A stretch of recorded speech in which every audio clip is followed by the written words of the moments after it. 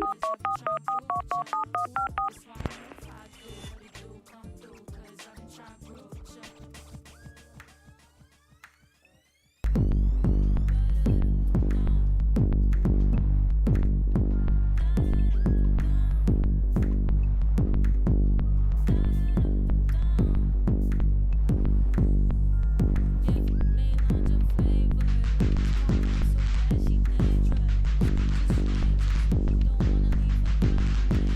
Flip phone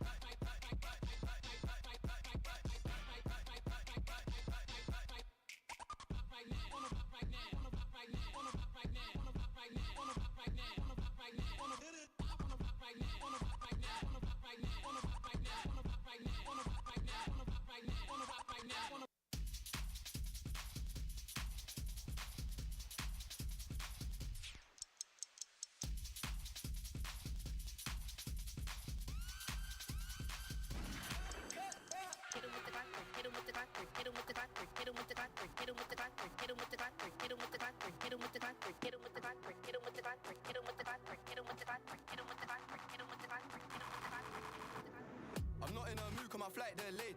So I jumped on a private jet and I'm asking a pilot the ETA. Lambo parked on a landing strip, everyone in my gang and my DJ paid. Why is my man talking about inshallah? These times he don't even pray. Why is my man wearing a Jesus piece?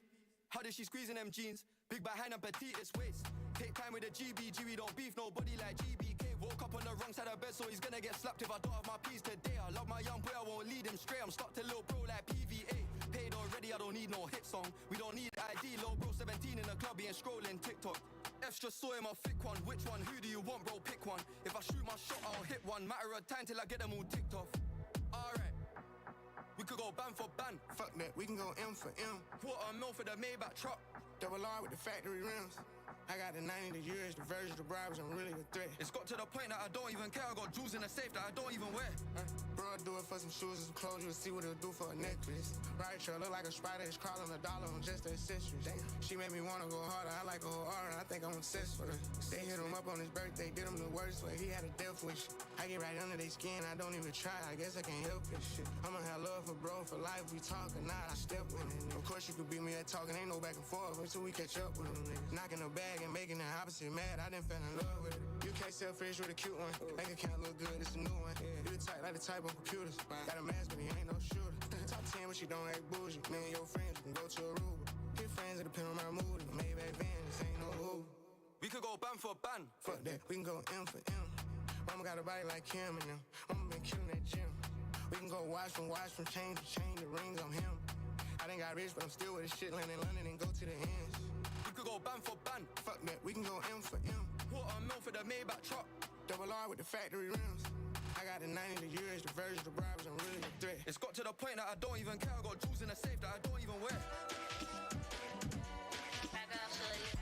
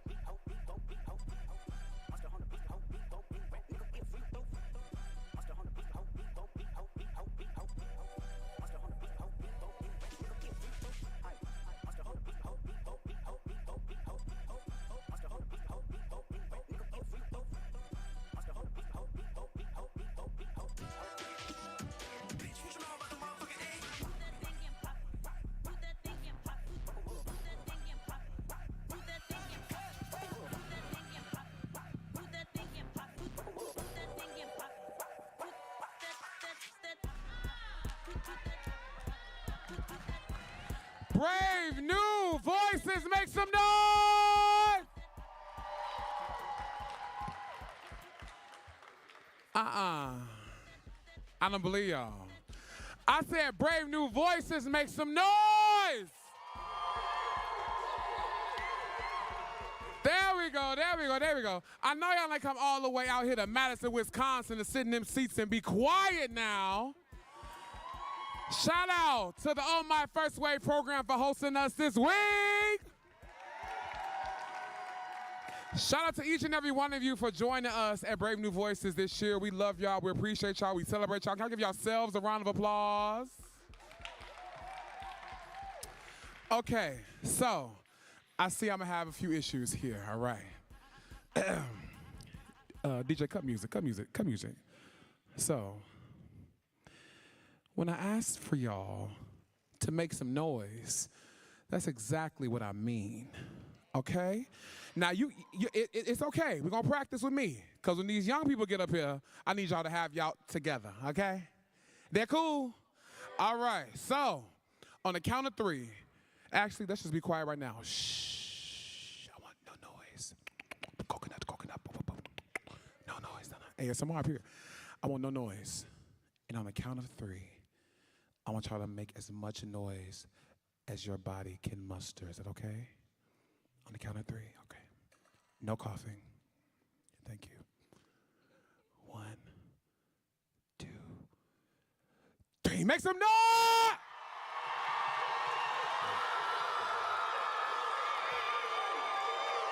Yeah!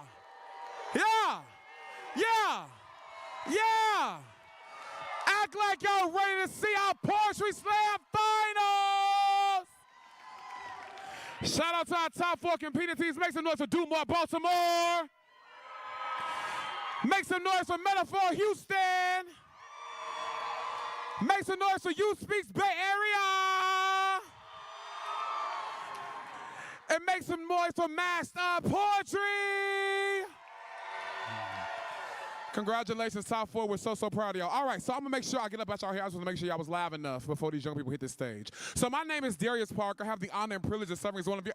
Oh, that's my mother. My name is Darius Parker. I serve as one of your co-executive producers of this amazing festival. I love y'all. And the most beautiful thing about this entire experience for me is I started as a young person in these seats, right? It was 2010 in Los Angeles where I competed in my first Brave New Voices, and I was like, yo, yeah, cool. And I've since then come to this point, and I just am so grateful for the people I've met, the mentors who sit on this phenomenal judges panel, the folks who've raised me in this work and who've raised me in this festival. I love you. I celebrate you. We're at 28 years of Brave New Voices. 28 years to use our words to incite change. 28 years to use our words for radical liberation. 28 years to fall in love. Y'all with that? And this year, shout out to the phenomenal Jax Neal and Danielle Horton, your co-festival directors who have made us put poetry into motion. So I'm going to get up out of your hair. And again, I have the privilege of introducing these phenomenal people. Can y'all make as much noise as you humanly can as well for your co-festival directors of the 2025 Brave New Voices Festival, Danielle Horton and Jax Neal!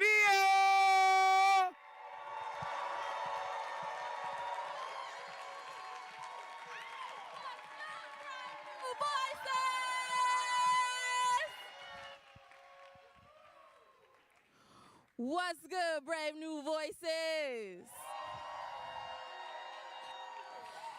Thank you so much, Derry, for that amazing introduction. Y'all, welcome to the 28th Brave New Voices. I will be your MC for the night. And we've come from around the country and around the world to be in this space, so thank you for being here. Make some noise for yourself.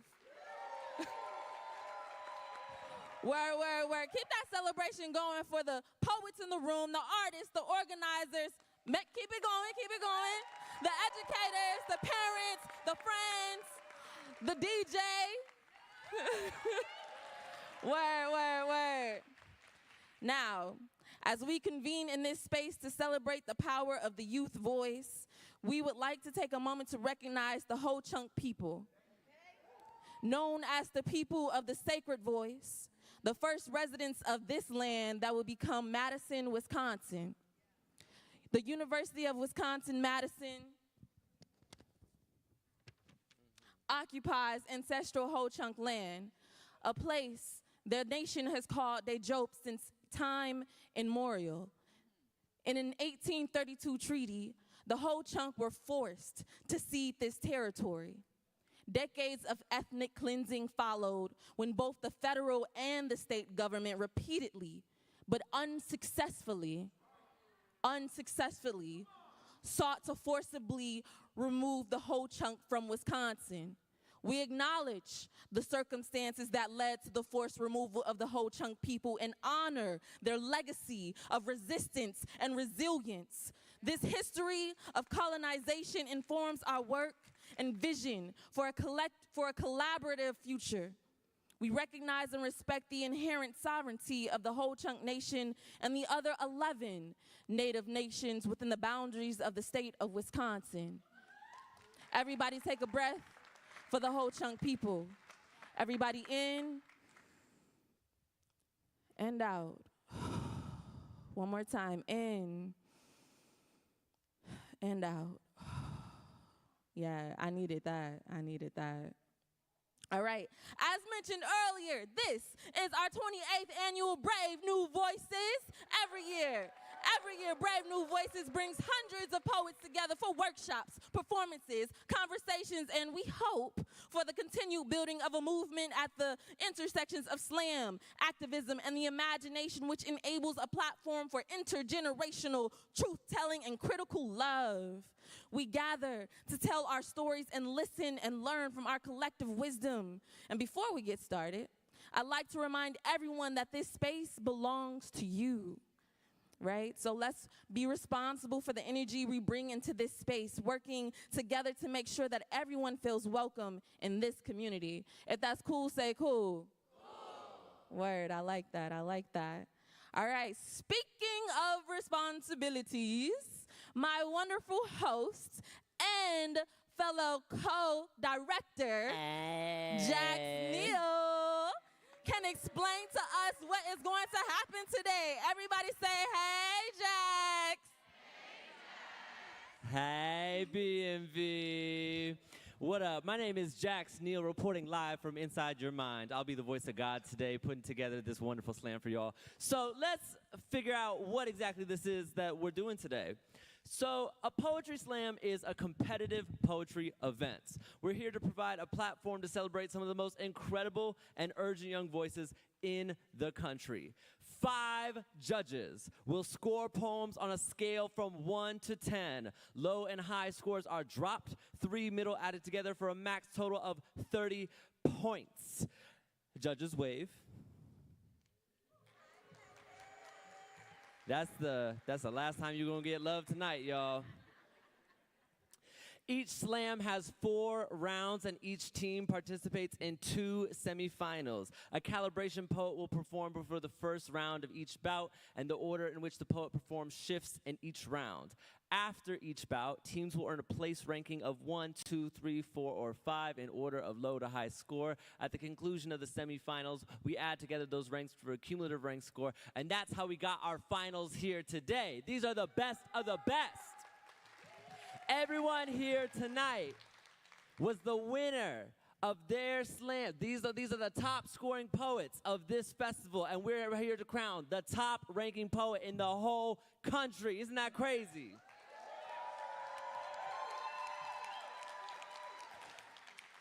So let's meet the people that are gonna judge the top poets in the country tonight, shall we? Who we got, Jax? Who we got? Dr. Raul Leon, will you please wave? Doctor. Assistant Vice Provost of the University of Wisconsin. Mayor of Madison, Wisconsin, Mayor Satya Rhodes Conway. Okay, Mayor. Wisconsin Poet Laureate Dasha Kelly. Okay, Dasha. The Board of Education Clerk and Executive Director of Wisconsin Abortion Fund and a former BMV alumni, Okay. Ali Muldrow. Yeah. And the Director of Oh My First Wave Urban Art Scholarship, Sophia Snow. Oh my God. Word. All right, judges, your job is to put some numbers on some of the top young poets in the nation. Your job is to not be swayed by anything this audience does, okay? Be clear-headed, be steel-minded, be a bull that doesn't move. Audience, what are you gonna do? Right. Listen to the poem.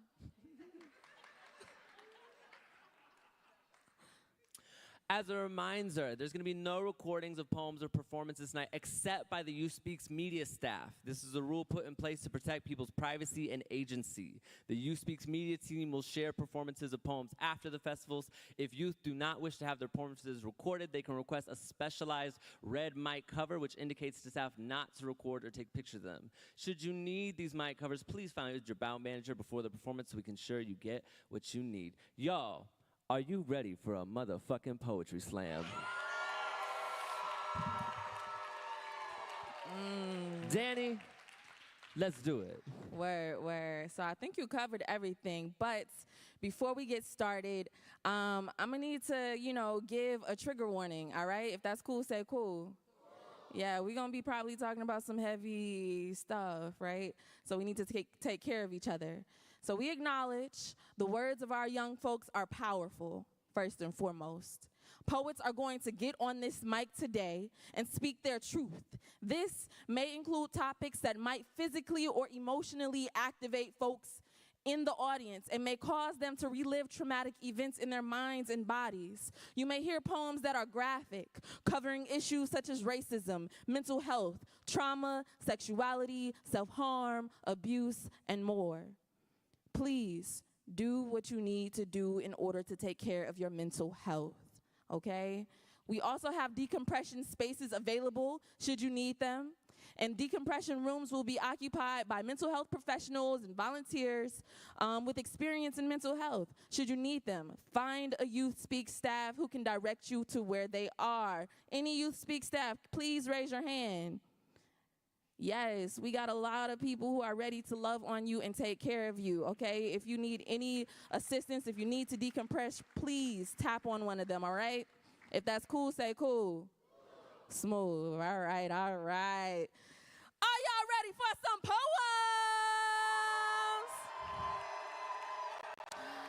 Nah, I am not convinced. I said, are you ready for some poems? Well, I need to make sure y'all are completely ready. So I need to make sure I show y'all how y'all genuinely show love. So can we start with snaps? Come on, I need to hear that sexy rain. Make it a thunderstorm, yes. Yeah, it's a lot of y'all up in here, okay. Can you stump your feet? Come on, make that thunder louder. All right. Now, what do you say when you really love what you eating? Yeah, smooth. And you can call out some other stuff. What are some other ways that we show love to people?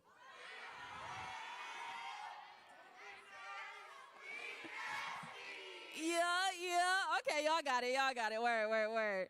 All right, so, let's see. Let me let y'all know what y'all roles is. So, judges, your job, no, you already did that, Jax. They already know what to do. Word. So, before we get started, okay, we want to bring up our featured poets. Can everybody get a drum roll, please? Keep it going. While I pull it up. I love y'all for this. Ah, dang. No, keep it going. Show me grace. Perfect. All right. Hailing from Albuquerque, New Mexico, and the surrounding pueblos and reservations, NACA Radical Poets returns to BNV for the first time since 2019. These students are from the Native American Community Academy, where they believe in the philosophy of decolonization and education is taught from the indigenous point of view. Please give a warm welcome for the NACA Poets!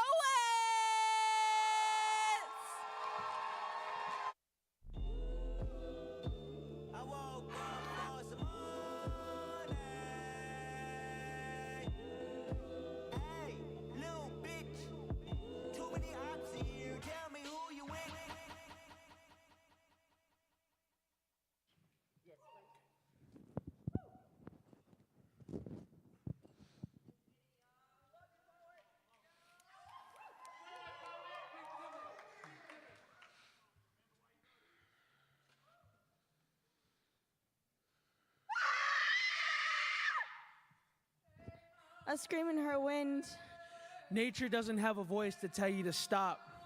Help me, please! So let us tell you what she has to say. The consequences of your actions are here to be unveiled.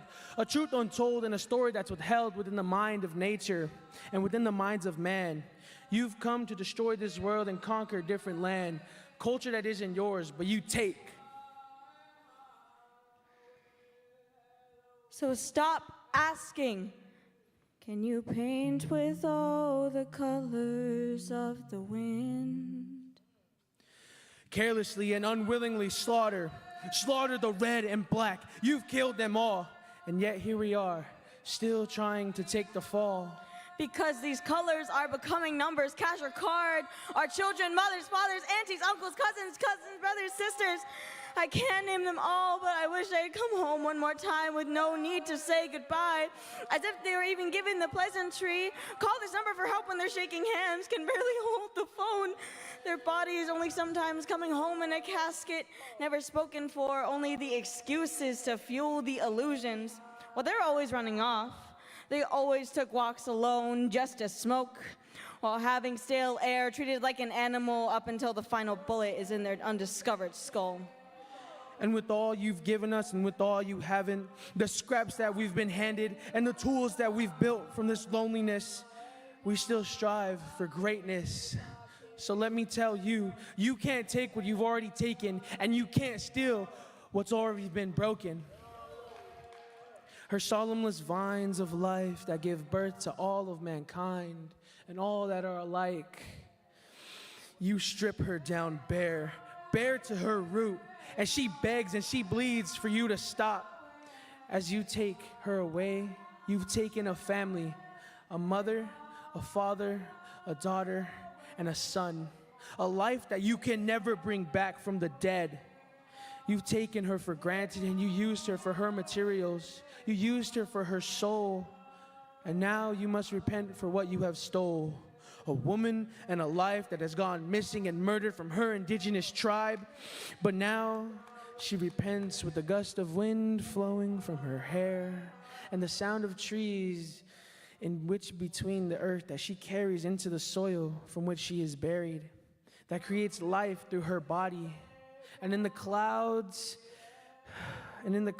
her eyes, she cries rain to give us the plants that we need to remain a people. She is one with us as if we are one with her. So let it be clear, you need to stop trying to take from her. Only Mother Earth to cradle them, singing her final song, apologizing for the torment in their final moments. Can you sing with all the voices of the mountain?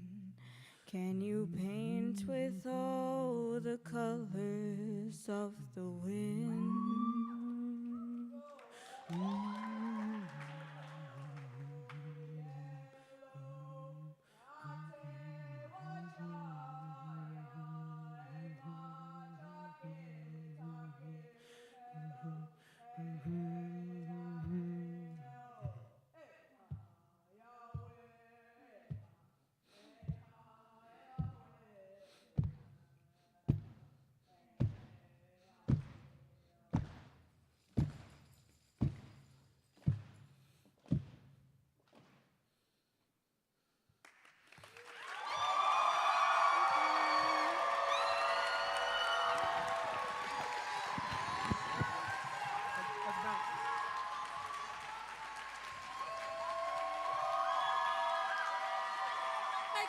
Make some noise.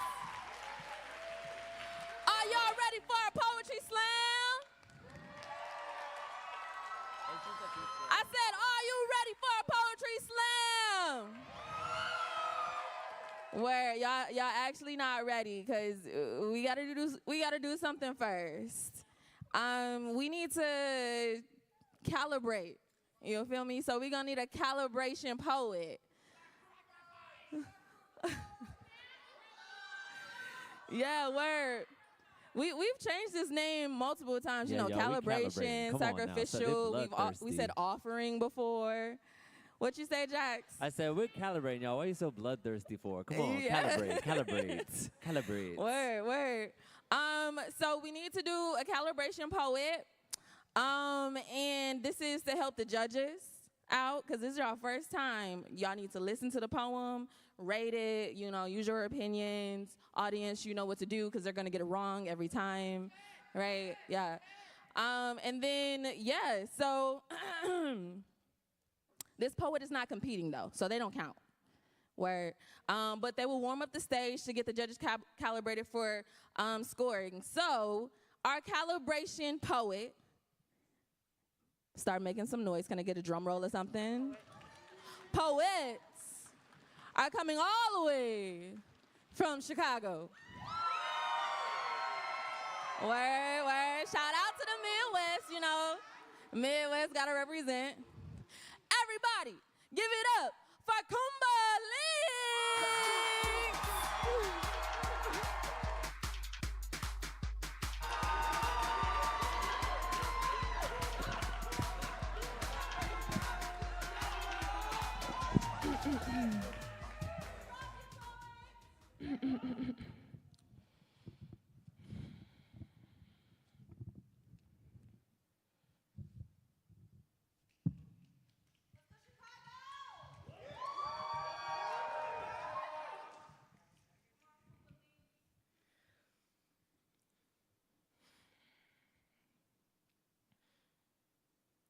I'm the kisses blown in butterflies, the reason why babies are born and the reason why they survive. I am violence, a force to be reckoned with. I am hardship, rubble, bullets, and bloodshed. I am sacrifice. I'm genocide. I am love. I'm war. We were friends once before. I do not knock. I enter with missiles firing, dragging silence like a torn flag. I am an endless list of laughter, transparency, honesty, and loyalty. I breathe in smoke, stomp with the sound of 1,000 boots. Pounding and pounding and pounding. I am affection, connection, a boundless bond of beauty and grace. I love no one, but touch everything. When I sleep, the earth breathes, unsure it can heal by the time I wake. Why don't you use your words? Because I'd rather soak the earth with a sea of scars. I pray children never know your name or learn your shape. Too bad, they already have Palestine, Afghanistan, Sudan. I am the collapsing of roots. The howl of name no longer answered. You have no eyes, only memories. Old reels of fire and ash. Imagine a girl meets a boy, both so different yet the same. One shy, the other bold, they bond over a show, affection grows. Eyes begin to wander, hearts begin to reach. They learn everything about each other's everlasting beauty, and then I creep like nightfall. In corners no one ever keeps, their love becomes one-sided. He loses desire and treats her like glass. She's fragile, so she holds her breath when he violently says, I'd rather be a bullet than be brave. I'd rather break this wall than continue building it. There are wars going on in our relationship. Girls with battle scars sliced by boys with blades. There are wars going on in our neighborhoods. Brothers, sisters killing mothers. There are wars going on in our cities. Drugs being abused while street signs bow at the echo of police sirens. There are wars going on in our countries. Single moms screaming at every stoplight. While white men drive around in fancy cars without a care in the world but love. Love can heal all this evil spreading like disease. Love. We must remember it is an action. Love. We must practice it until it soaks the earth. Until love fills the skies. We must love until war dies.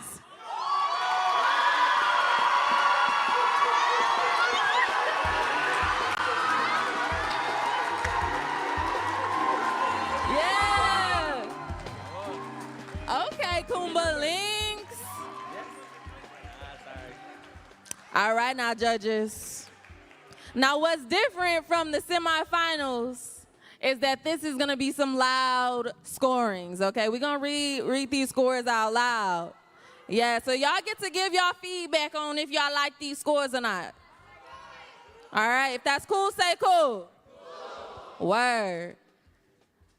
All right, y'all. From low to high, we have an 8.3, an 8.4, an 8.9, a 9.5, and a 9.8. All right, all right. That was all right, you know. Still keep listening to that poem, though. All right? Word. So, now, we about to get the show started. All right. So, we're going to have 4 rounds. No lightning. We just need all these teams to come with their best all right? All right. So, for round 1, we have on deck, mic'd up mass. But right now, continue, show some love. We have You Speaks Bay Area!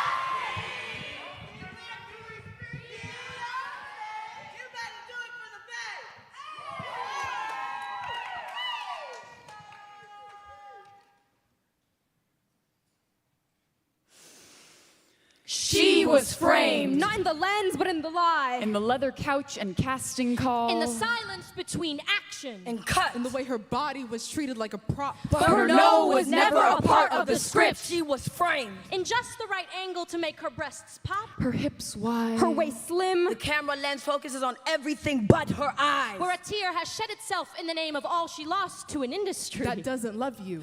She was framed. They dressed her in bindis and bangles. And undressed her with lyrics. An item girl at 17, a has-been at 30. Taught to dance like seduction was Sanskrit. But to stay pure off camera. Like sin only counts when it's not choreographed. Director yells, cut, in reference to her clothes. Never for her feelings, but she chose this, didn't she? She chose money. And fame. And riches over security to live out an American dream that only tasted good at the tip of her tongue. They say fame is like a ladder, but it's built on the backs of women lying still. The rich get violated behind closed doors, the poor on open sets. Unpaid. Unprotected. When power calls it art, it stops being a crime. And when you're broke, they don't even bother to lie about it. We were framed. Director said, show skin, not scars. This is how stars are made. They fed her to the camera and then blamed her for being hungry. Compromise, they called it. Opportunity, they sold it. She called it assault after 30 years of being told it was acting. 1 in 4 women in the global film industry experience sexual harassment or assault. That's not a subplot. That's the entire genre. Still, the only thing that gets cut is her paycheck. They told her. Suck it up.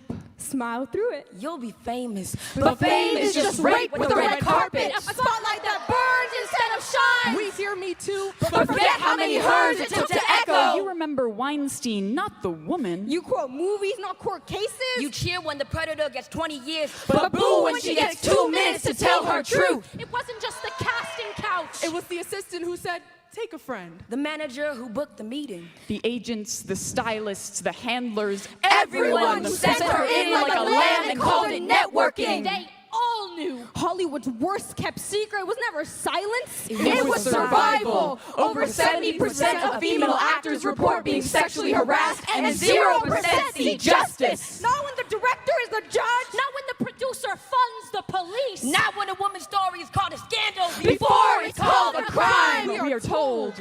Be sexy, not angry. Forgive. And forget. But when she finally screamed, she was told she was too emotional. But it was a well-known fact in Hollywood that he was an abuser. For 30 years, they sent women into his grasp without a thought of their safety. Or opinion. Or well-being. So yeah. We were framed. Silenced. Raped. Blamed. And now? We set the scene. Action.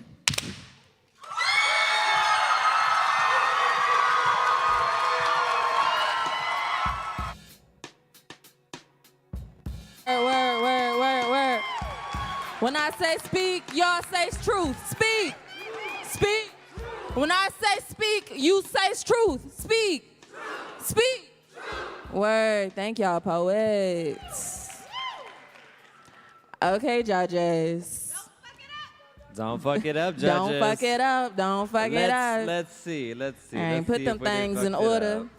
They probably fucked it up, y'all. I'm sorry. Yeah. From low to high, we have an 8.7, an 8.9, a 9.5, a 9.5, and a 9.9. Okay. Y'all not in the doghouse quite yet. Word. So on deck, we have Do More, no, hold on. Who do we have on deck? Hey, on deck we have Metaphor Houston. But right now, coming to the stage, we have Mike the Mask.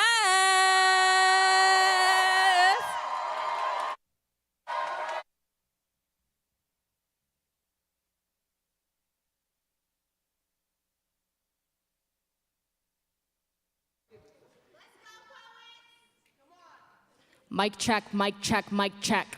Mic check, mic check.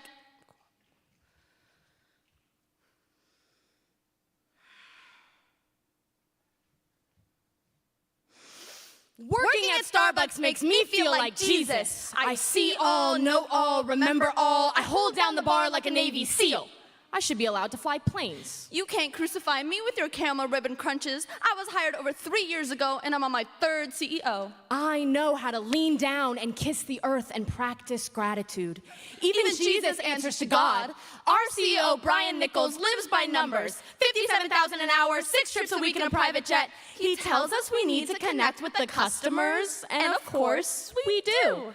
My store manager saw Bruno Mars on Company Time while I licked the asshole of our least favorite regular, while my district manager asked me if I really thought that would get the numbers up when she said a 95 is not a 100. I choose to play the numbers of it. Open my arms 5 days a week to be met with what? Resurrection. At least I try. I give the customers what they're looking for. On the 4th day, they bathed me in sin or strawberry acai. It's a religion or cult like ice, no berries. I'm doing it for you. 3 days, I cried in the bathroom, hoping the salt from my tears would turn into caramel cold foam just to give it to you for free. 2 days, I asked to play God or maybe just to sit down. And on the last, I shed the shame and guilt placed on me by your eyes. I told you, I really didn't like this job, but that conversation was eating into my drive times. I'm telling you, it's numbers. $4.75 hot chocolate. Hands cracked and bleeding. $7.38 mango dragon fruit lemonade. No hours to fix that doctor's office clock. $3.14 hot Pike's Place. And no backbone to pick up the cup with.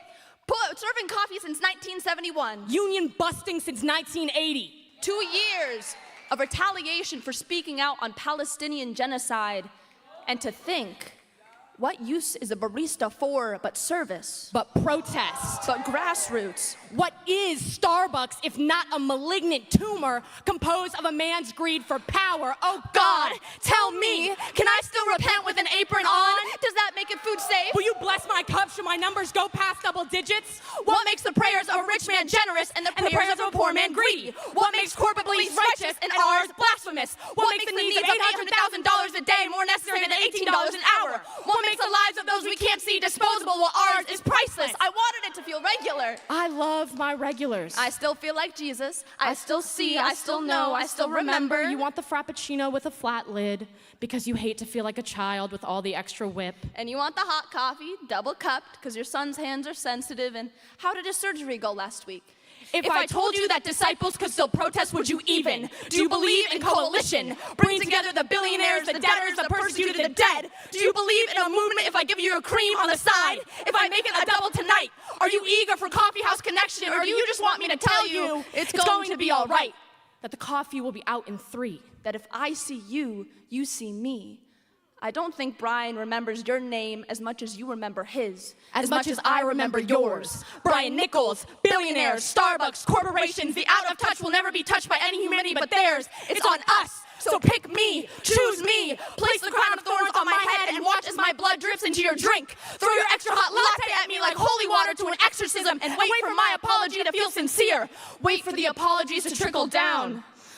I'm waiting too.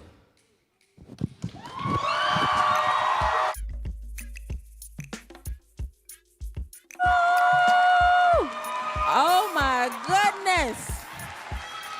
Oh my goodness. I would hate to be the judges right now. My goodness, I would hate to have the judges roll right now. But, Jax, what we got? Oh my goodness. Hey y'all, sorry. I was just so It's blown all away. good. Oh my God, give it up for these poets, Lord.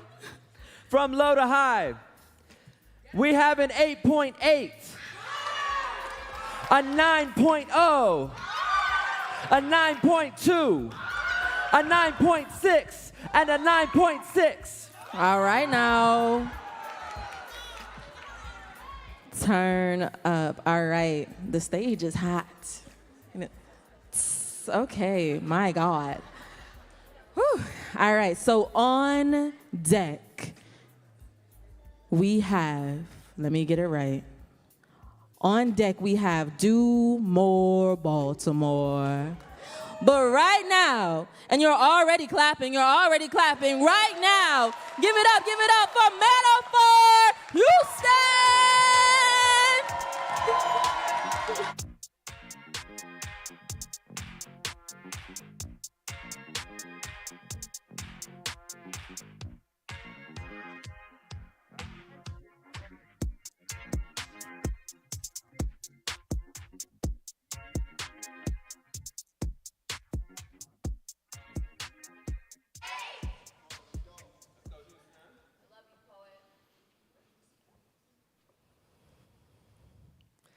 In 1969, the Black Panthers created the Free Breakfast for Children program.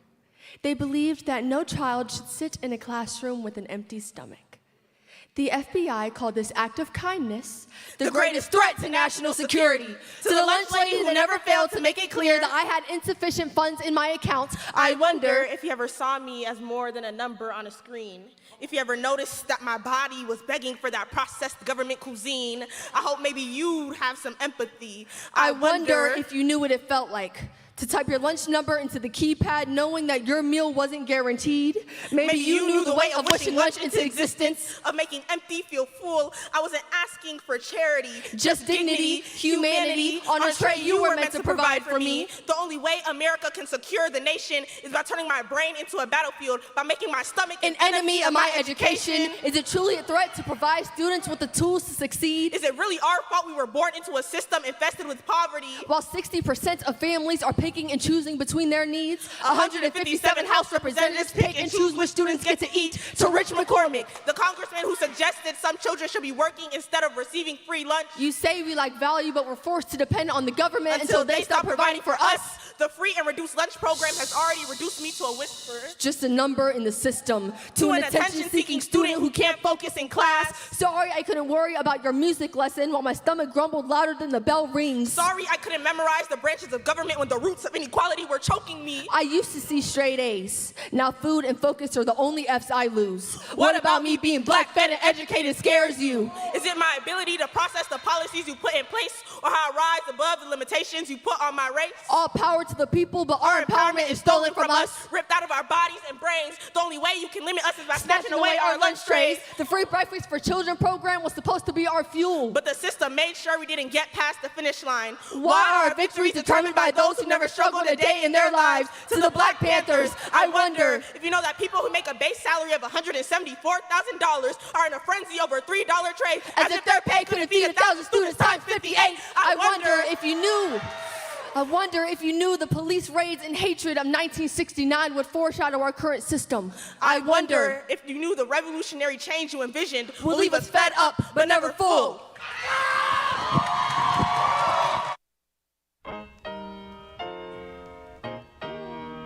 Ay, ay, ay. Woo! That shit hot. When I say brave new, you say voices, brave new. Brave new. When I say brave new, you say voices, brave new. Brave new.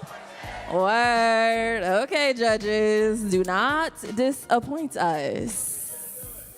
From low to high, we have an 8.8, a 9.1, a 9.2, a 9.3, and a 9.3. Okay. All right, I ain't heard too many disappointing no's, so okay. Word. So wow, we are moving through this slam. On deck to start our second round, we have mic'd up Mass. But coming to the stage to finish out round one, we have Dumar Baltimore.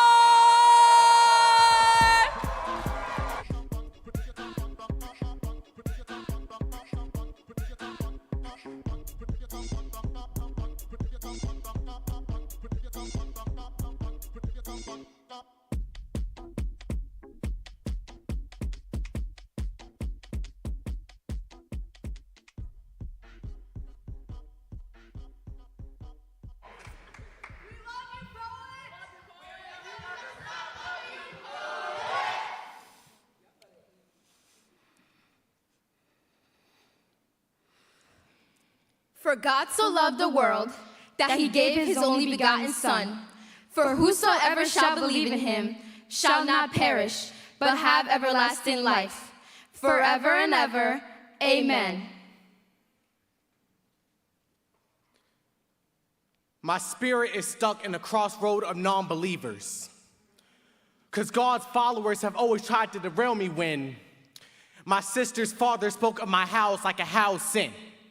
That my mother's spirit, which aligns with the stars like constellations, will burn my soul in eternal damnation. People need the Lord, for whosoever shall believe in him shall not perish, but have everlasting life. God's followers weight my soul so much I wasn't sure I'd ascend to the clouds. Shattered any piece of Christianity within me as I'm the son of one. I wish I didn't have his morals in my genes. My sister agrees. Didn't invite hers to her graduation.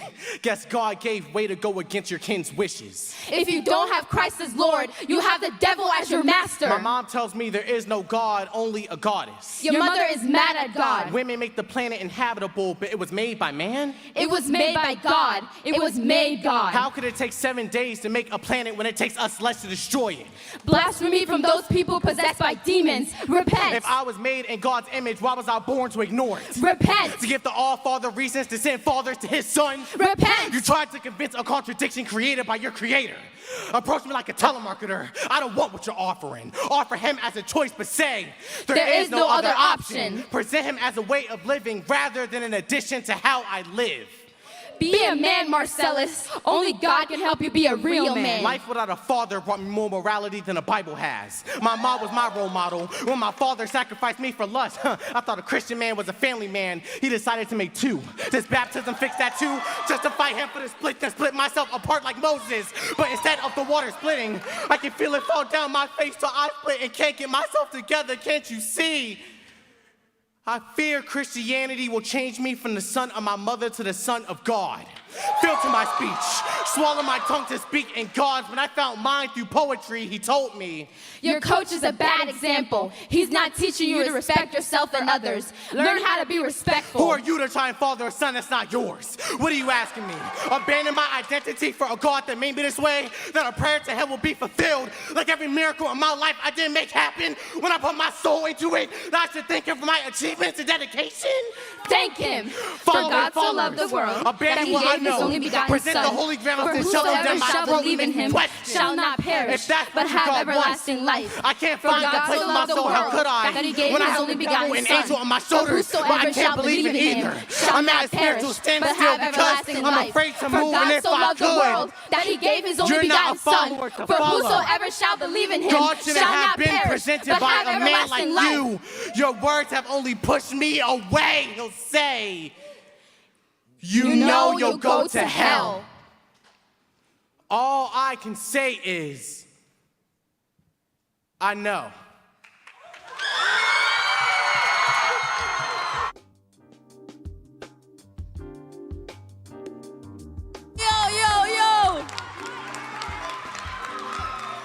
We got a poetry slam, y'all. Damn, that was, yo. All right, judges. I do not envy y'all. We really do have some of the best poets competing right now. All right, Jax, let us know. From low to high, we have an 8.8, an 8.9, an 8.9, a 9.0, and a 9.9.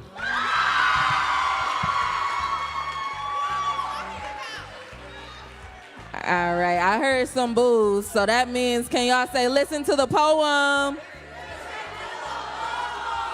Word. All right, it's a poetry slam, man. We got to put numbers to all of this, but, you know, it's all subjective. All right.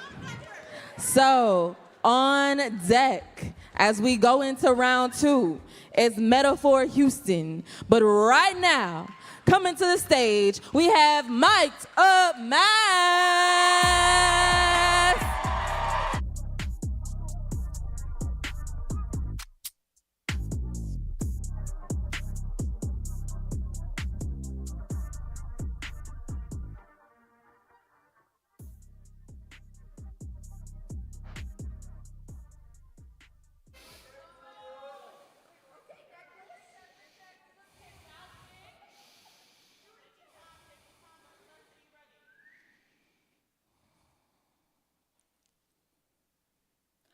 I was 8 when I learned interacting with a man is like crawling in bed with a gun, just to check if the safety's on. I was 10 when I learned it never is. This is a notes app eulogy for every man I'm gonna kill once I learn to shoot first. Like I'm collecting bodies just to purify mine, maybe, just to scavenge through their dresser drawers, searching for each piece of me stolen without consequence. I'll check every pants pocket, trying to remember what it was to be full-bodied before flesh, try and gather enough life to resurrect a little girl I only know of through pictures. See, my English teacher locking the door behind me sounds the same as a gunshot telling me to run, but my knees hurt, my back too, joints creaking, carrying the weight of my own abuse, and tonight, I don't feel like running. I just feel like evening the score. The first on my list took unconscious as an invitation, learning each inch of me like a secret not worth keeping, only taking to know he could. Since then, I sleep with clenched fists, prayer between my teeth, razor blade under my tongue, just hoping next time I'll be ready, and I was. Skinned him just to show him what it's like to crawl outside your body, crushed by the way your lungs beg for someplace better, and there's not one.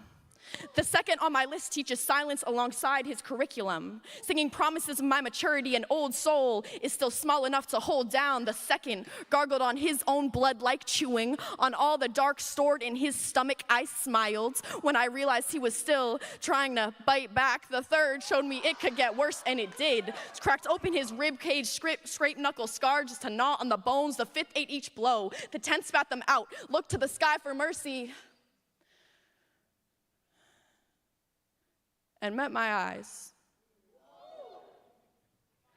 Like we were both bargaining with the same thing. I'll tell his family he was a good man. I'll tell the cops too. And I'll wonder if grieving him feels the same as grieving the parts of me he took. If the funeral will have pictures of a little boy, eyes still glossed with innocence, a missing tooth, if the flowers will be blue, and his house haunted with his scent, a ghost that still tiptoes down the hallway after every bad dream, so I'll dry his mother's tears just in case. Hold her head, whisper promises of peace I know won't be kept. And maybe that's all I wanted after all. To cradle something soft and human that feels like me. To make believe an unmedicated healing only ever discussed in sterile rooms. To turn full-bodied back to only flesh. And even a score no one else is keeping. But a little girl wondering, why her?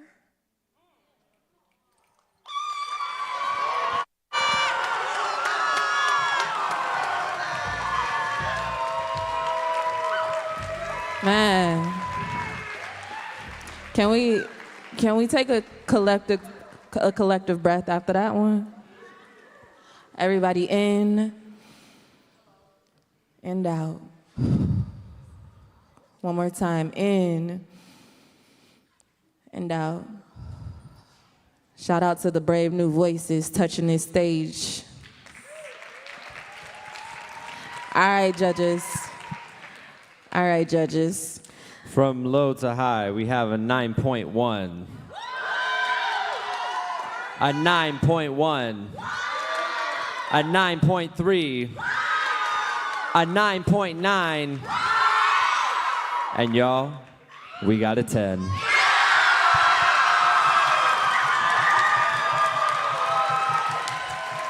The audience is loving y'all, judges. All right. Y'all trying to stay out that doghouse, I see. All right. So, on deck, we have Do More Baltimore. But coming to the stage, and you're already clapping. You're already clapping. Coming to the stage, we have Metaphor Houston.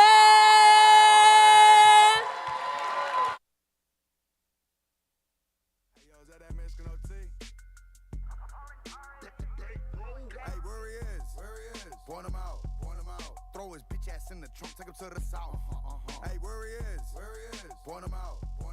Throw his bitch ass in the trunk. Tell him what the fuck we talking about. I'm striking men like striking lightning. You see what happened?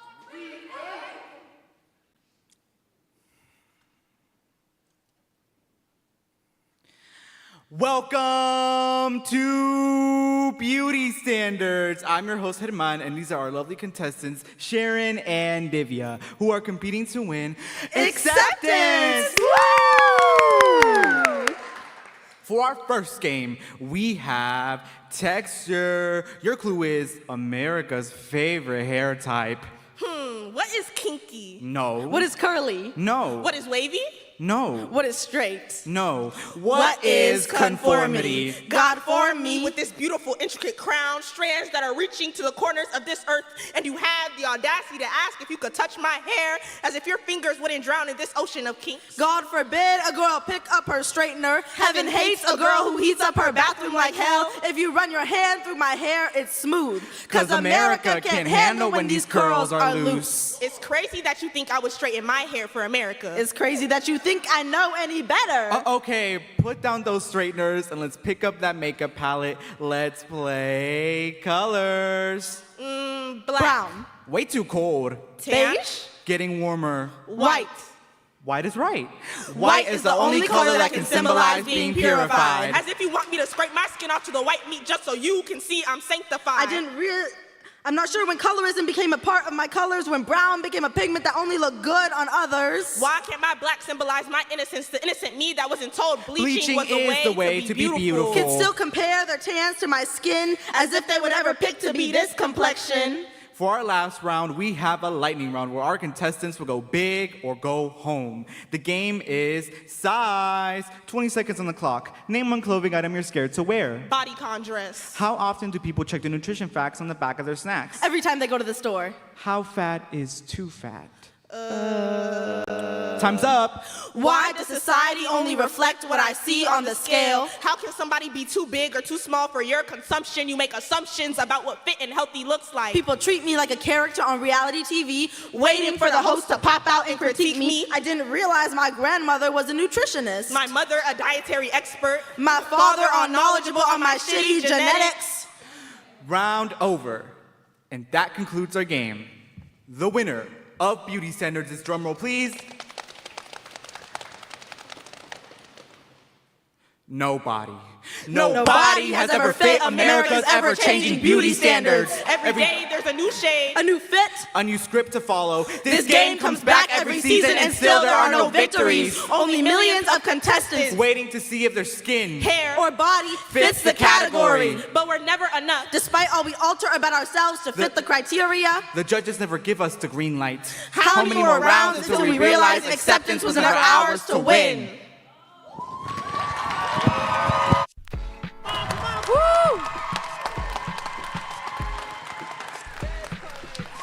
Word. Turn. Hey, DJ, can you turn it up a little bit?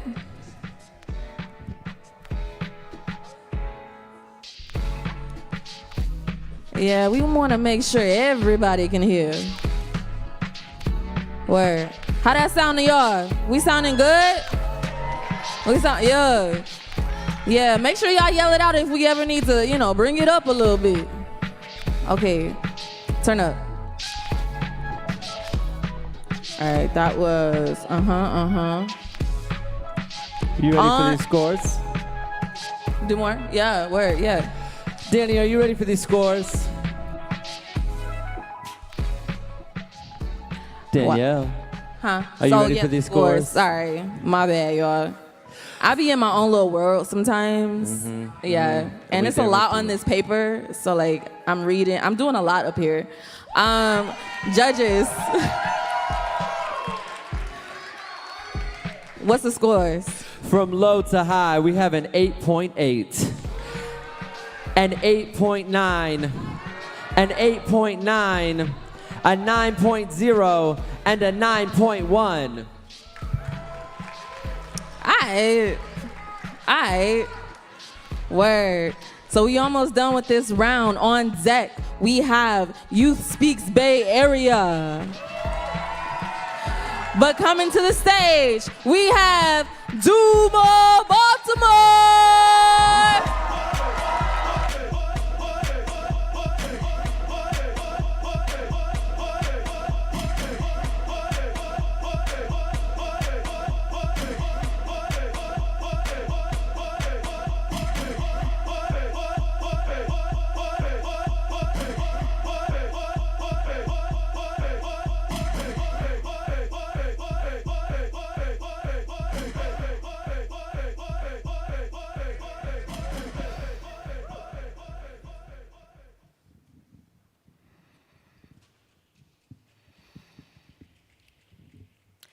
In the beginning, God said, "Let there be light."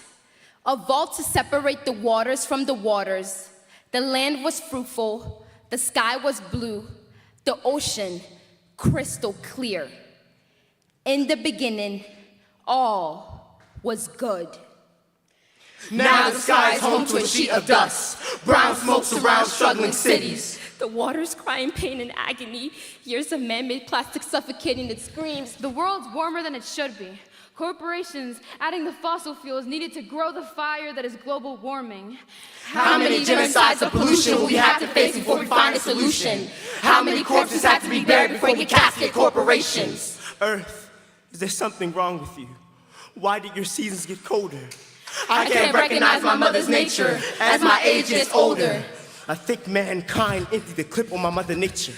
I'm not sure if I can save her. Ice breaks in our communities. Now we're drowning in riots. With so much body heat, you can see a silhouette of the devil. The richest men won't spare a dime, so they invest in crime. It's different. Living in a city where crack smoke fills the air more than oxygen, where technology is the cause. For a living organism to decay in the root of its own body. This country rather elect a man-turned-dictator than cleared the ocean of its plastic noose. We call lions, tigers, and bears dangerous, but we are the most dangerous mammals who have ever graced the face of the earth. We like to imprison animals in pain and agony, but forget our society is the real jungle. Mankind has created chemical concoctions clustering collisions of our future. We live amongst monsters who take away education, but forget the purpose as to why someone is educated. This country could care less about a greenhouse, only a white one. They say money is most important, but what will you do with your money in an inhabitable planet? What's the point of being rich if the only thing that remains are the ashes of what once was? What properties will you buy if they all burn to the ground? I know it may seem hopeless, but trying and failing is better than doing nothing at all. Better than a future where the only thing left to say is an apology letter to the future generations. I'm sorry that you will never get to gaze at the night sky. Because when someone tells you to reach for the stars, they will no longer be there. I'm sorry you search for constellations and only find an abyss. I'm sorry you'll believe in polar bears the way we believe in the tooth fairy. I'm sorry you'll never get to experience the excitement of building a snowman. I'm sorry you'll breathe in air and wish for cleanliness. I'm sorry. You wish we would have done something to stop it, but we didn't. We were fools to think that we could prosper in a society where pollution and cruelty reigns.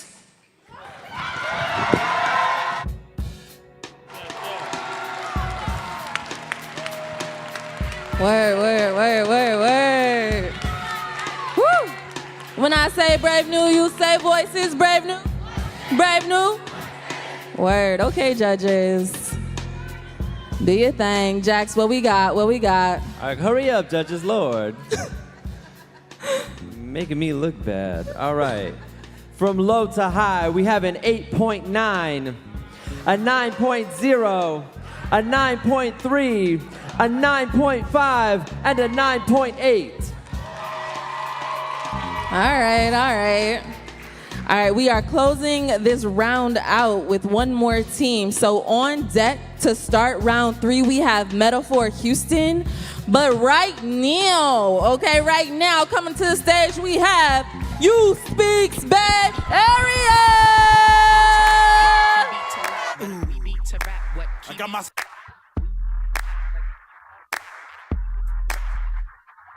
The BMA, talk to a P. Warner Brothers, with a P. Talk to a P. With a P. Heavyweight, a vet, not an amateur. Mic check. I push pies like Murray County gon' do. If I must take over.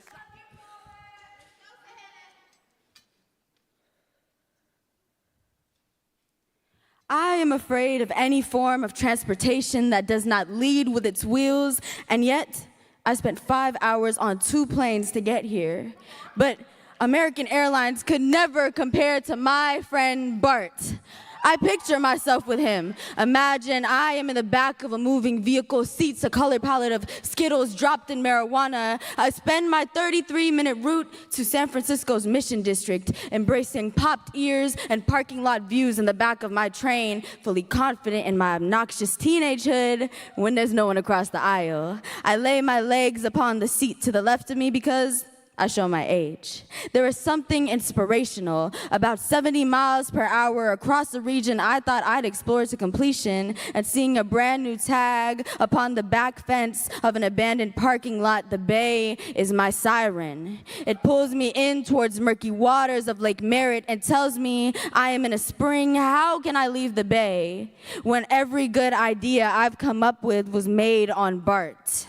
I jot down one-liners whispered to me upon my train stopping at 19th Street. Poems you could never understand. You will never understand the bay unless your blood has bonded with it, unless your roots are holding hands with those of Oakland's tree. You might not be from the bay, but you could be adopted by it. Like me. We are intergenerational orphans taken in by 57 buses and double-doubles, and in turn, we respect the laws of the land. We drive forward when the light flashes yellow because our ancestors were never ones to slow down. We say thank you when we exit AC Transit buses, even if it was the worst ride of our lives. We go on and on. Can't understand how we love so long. We are the protectors of a misrepresented region. Bart is my protector. He picks me up at almost any type of night because he knows I am broker than a joker, and that $16 Uber is $15 above my price range. Bart is misrepresented. People who claim they're from the Bay but have never gone further east into Oakland than Los Pericos and don't even imagine what the streets of the hundreds look like try to tell me Bart is dirty. Bart is dangerous. My son is 16 and hasn't rode on Bart once. First of all, Fuck you. Do you think that your son is better than me because I've been riding BART since the 6th grade? I'm sorry that my mother of 4 and nurse the 400,000 of Oakland does not have time to be my chauffeur. Second of all, fuck you. Bart is my second uncle, twice removed on my city side. He is not dirty nor dangerous. He is just eccentric. Third of all, do not call him Bart. You shall refer to him as Bay Area Rapid Transportation System and give him the respect he deserves. Besides, Bart wasn't made for people like you. Bart was made for people like me who were raised by their city. I was raised by the Bart waking me up from my nap saying, now boarding at San Leandro Station. I was raised by being taught to sit next to anyone black, next to anyone female, anyone young. Maybe if you weren't such a bigot, you wouldn't be afraid. Maybe if you balanced the streets with your schooling, you would be wiser. Bart has taught me more than my classes. He has taught me discernment, taught me not to stare, taught me how to hop fare gates because Bart is for the people. He shows up late and he shows up loud, but he shows up for me always, and that just might be the most Bay thing about him. Yeah!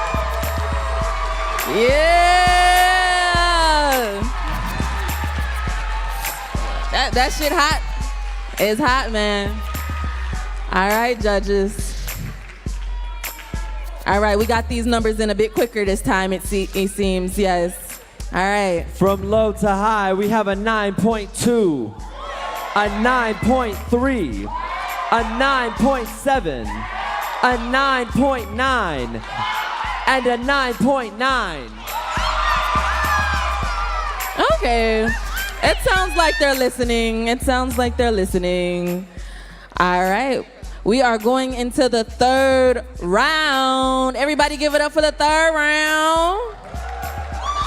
All right, like I said, there is no lightning round. Okay, we just want the best shit from these poets, period. So on deck, we have Do More Baltimore. But coming to the stage, we have Metaphor Houston!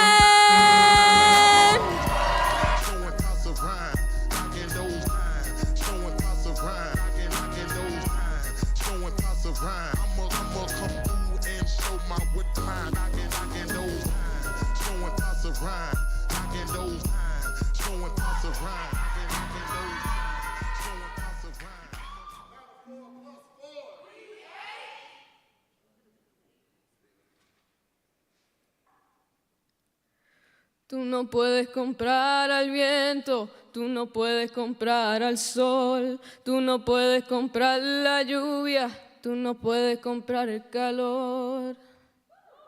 If there's one thing America loves, it's putting a price on the ones you deem worthless. This country once claimed to want to liberate Spain's colonies. Who knew liberation meant taking, then taking some more? To America, Puerto Rico has always been a business venture. A luxury resort where only the wealthy are welcome, a private beach to lock the locals out, a sugarcane field ready for reaping. You loved us when we gave you labor, loved to see us toil away, our bones showing through our skin, and we still couldn't eat the crops we cultivated. And isn't that smart? Turning people into pawns, your 13 stripes tied around our necks and limbs, so we slowly live and die as your controlled group, and you have liberation down to a science. There's one thing America loves, it's an experiment.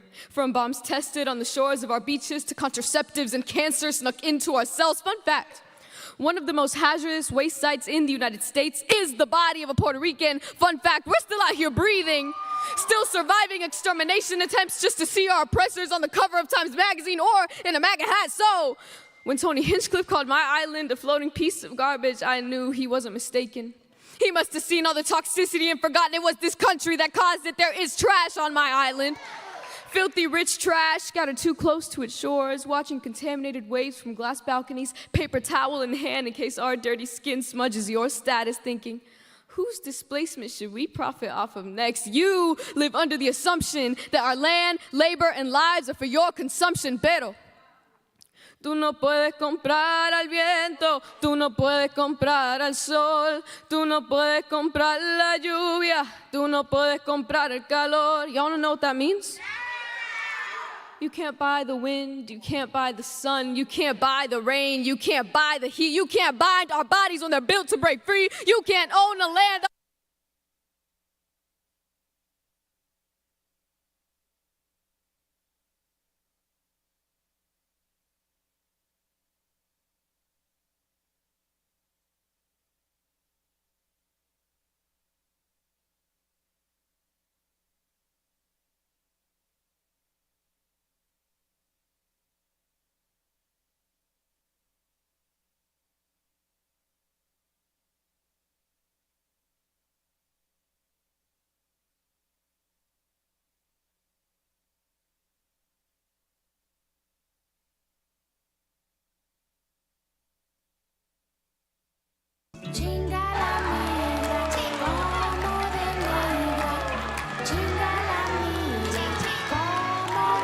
Woo.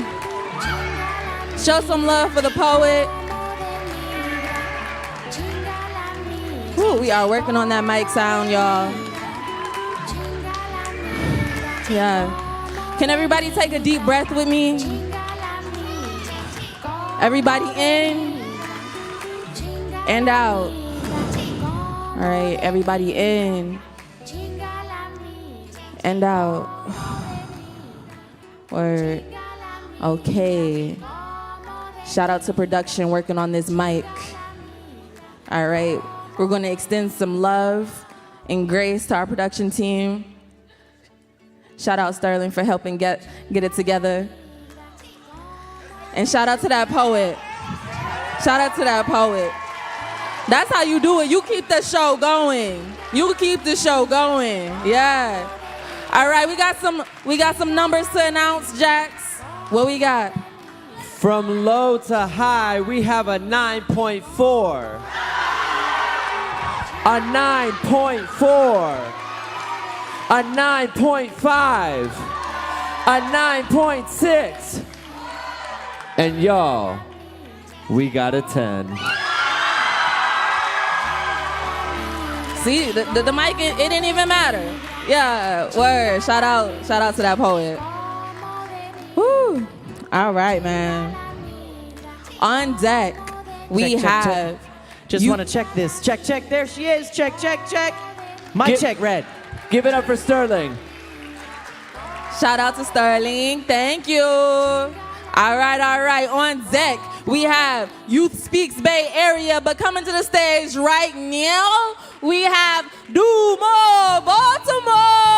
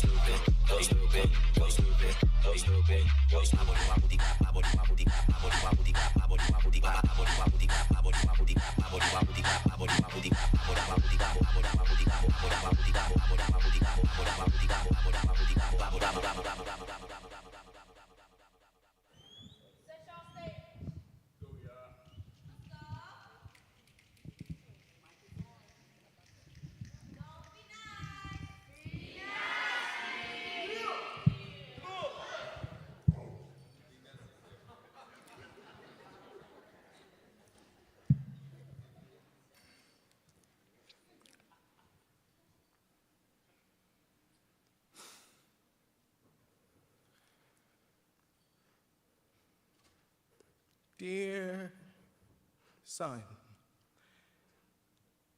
I never got to raise you. I mourn the fact that you associate me with absence. I wanted to be present for my gift, but I'm more of a box of coal to you. I didn't have a father growing up. Issue is, he had a choice to stay. I just got a choice between living in a cell or die in one. My skin color is a ticket to lands I hope you never visit. Dear son, don't end a life before you can live one. Don't make time for murder before you can make memories. Prison yards became my playground. These 16 bars can't bail me out, cause nothing is playful about punishment. Being incarcerated has carbonated my dreams, but I know it's a better place for me.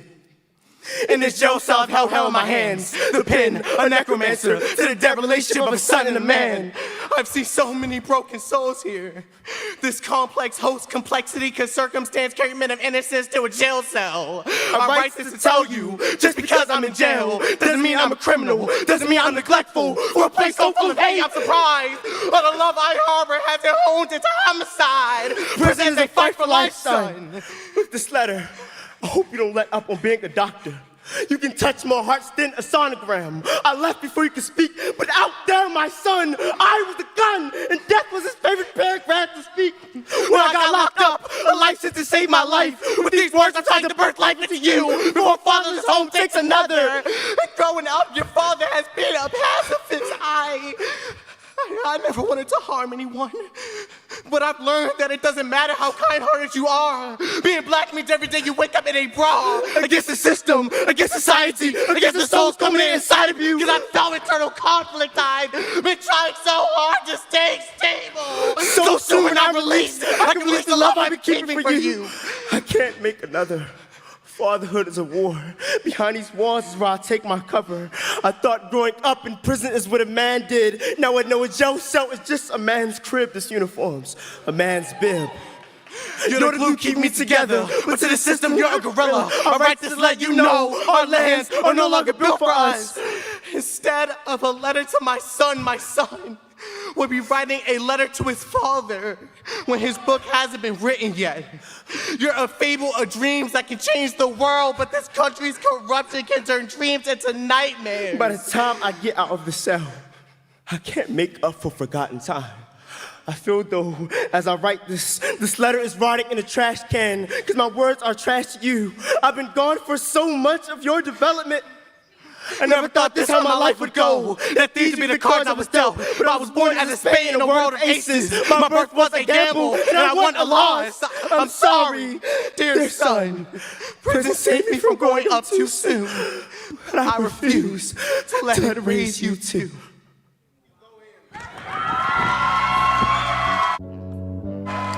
Give it up, give it up, give it up. Woo! All right, judges. Y'all got like 0.5 seconds left. Yeah, make sure y'all listening to these poems. Yeah. From low to high, we have a 9.0, a 9.0, a 9.1, a 9.5, and a 9.5. Okay. All right, give it up for the poets. Word. All right.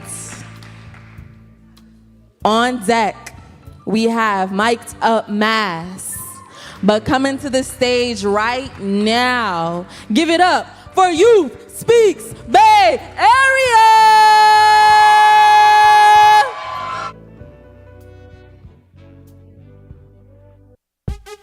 What's happening? What's happening? Hey, it's your boy Lil Joy. Pick your me, click. What's up, Phony? What's happening? What's up, Sean Paul? What's happening? Hey, now ladies and gentlemen, it's about that time. We come with dust still clinging to the soles of our shoes. Stories stitched into silence. Homes turned into headlines. Names swallowed by oceans. Borderlines don't bleed. The people who cross them do. We carry children like prayers. Strollers full of survival. Their tongues blistered with whispers that sounded like hope, but felt like traps. This country says, show me your papers! And we show them bruises. They say, not enough! So we unzip the plast and spill the blood of our reasons onto white tiled floors like unwanted ink. They cage dreams behind chain link. Wrap wrists in zip ties. Call it protocol. Call it policy. Call it anything but cruelty. Dismantling you into bittersweet definitions. Like diaspora. Or foreigner. They deport the mother before the blood even dries. They split a sentence in half. Father on one side of the wall. Child learning what orphan tastes like. In a country that forgets it was born of boats and begging, of drowned revolutions and bullet-infested corpses, fertilizing a traumatized desert, and still we kneel on soil not ours, knees blistered from praying. To gods who speak every language except ice. And still you tell us we do not belong. But we have bled in two countries now. How many more must we call a home before one lets us live? We are not criminals. We are not invaders. We are survivors in disasters you helped Design. design. We are refugees not because we are weak, but because we are strong enough to run. We are not undocumented, but we are not unseen. We are not aliens. We are ancestors in motion. So, you ask us, where are your papers? Well, these are our papers. This is our passport. This is our proof. We are still standing, still surviving, still here. You ask us, where are our papers? This bullet wounds etched into my bones by war, your weapons fed, a map of my body drawn in blood. This is my passport, a barbed wire scar upon my sister's cheek from what she thought was a welcome sign. This is my citizenship. The sweat on our skin we poured into your empire using our melanated and unmanicured hands. My body is the only documentation you left me. Stamped in pain, signed in survival, sealed in skin. America, you lured our people into unfamiliar territory. Told them to burn their flags at the door and melted the ashes into the concept of what their culture once was. If you weren't so evil, I'd say you were magic. The way you broadcast propaganda via Dream Canal and tell people the fallacies you fed them were not real once they reached for the stars. You destabilize communities on opposite sides of the globe and tell them to seek refuge in land of the free. Create Chinatowns. Missions. Little countries we can never go back to unless brought back by force. And So, you want proof. Here, we are not your refugees. We are America.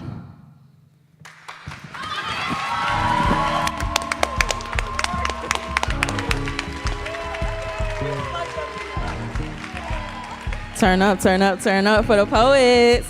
When I say brave new, you say voices, brave new, brave new. When I say brave new, you say voices, brave new, brave new. All right, what we got, Jax? What's the scores? From low to high, we have a 9.0, a 9.3, a 9.4, a 9.5, and a 9.8. All right, is the judges listening to the poem? They doing something. All right. Smooth, wow. This is like the last poet for round 3. So on deck, we have Do More Baltimore to start round 4. But coming up to the stage right now, we have mic'd up Mass. Let me begin. I came to win. Battle me, that's a sin. I won't ever slack up. Punk, you better back up. Try and play the role and the whole crew will act up. Get up, stand up. Come on, throw your hands up if you got the feeling. Jump up, touch the ceiling. Monks, let's a funk flow. Someone's fucking junk, yo, I'll bust them in the eye. And then I'll take the punks out. Feeling funky, amps in the trunk, and I got more rhymes in the Part 1, displacement. Coptic is the language of the Copts, the indigenous people of Egypt. The language now survives only as the liturgical language for the Coptic Church. Coptic Christians are the largest ethno-religious minority of Egypt, and since the 7th century, over 1 million Coptic Christians have been killed in suicide bombings and shootings. There is something to be said about being uncomfortable in a restaurant that serves your childhood cuisine. Maybe because it's crowded with faces that look nothing like me, faces that would call me barbaric if they knew my blood type, call their food barbaric if they heard its story, and nothing about this feels for me. Perhaps expecting my mother's cooking on a Massachusetts street corner was too much to ask for. Asking for someplace that feels safer than home, I ask for takeout. At the counter, a girl from the Ara bakery across the street is trading batlewa for rats with the waitress.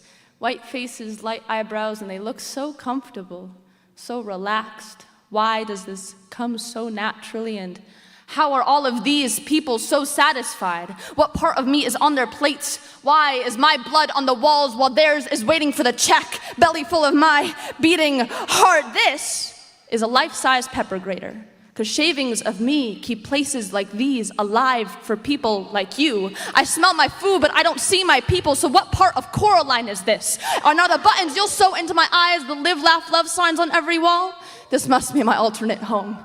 Except my voice doesn't carry here. Screaming at the counter isn't doing anything. It rings here, the bombs. It surges through my bones, even through down the street. The whole building is shaking. I smell it, the smoke, I smell it. The smoke still tastes the blood. Coraline left because she knew her bloodline. The blueprint in hand for the search. I am here having left my bloodline. Couldn't live with the fear that the bombs would make a bloody Nile out of me, and yet foolish. What parts of me have I allowed gentrified, and which have I been forced to? What parts of me are on your plates? And does it taste best if I look away?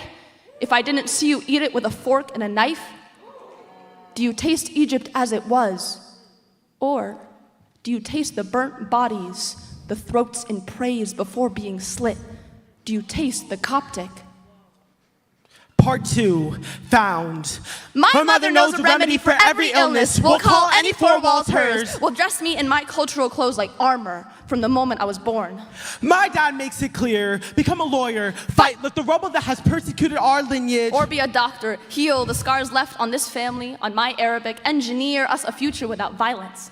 My father taught me to walk into rooms even if no one holds the door open. My parents tell me they got the job done, that is in my blood. And there is no one that wants a better America than those who choose to be here. They work to etch America onto their tongues. They know to learn its language is to let an army into their chest. And even if that language shoots bullets up their throats, it is their job to spit them back out. To survive is primitive. To live free becomes felony. When does an immigrant become a neighbor? How do we decide the value of a heartbeat? My parents will still lend a hand even if you cut it off. But what you do to us will haunt you tenfold. Shoot and the bullets recoil, the accent bounces back. When your feet know no land is home, you will understand the meaning of home.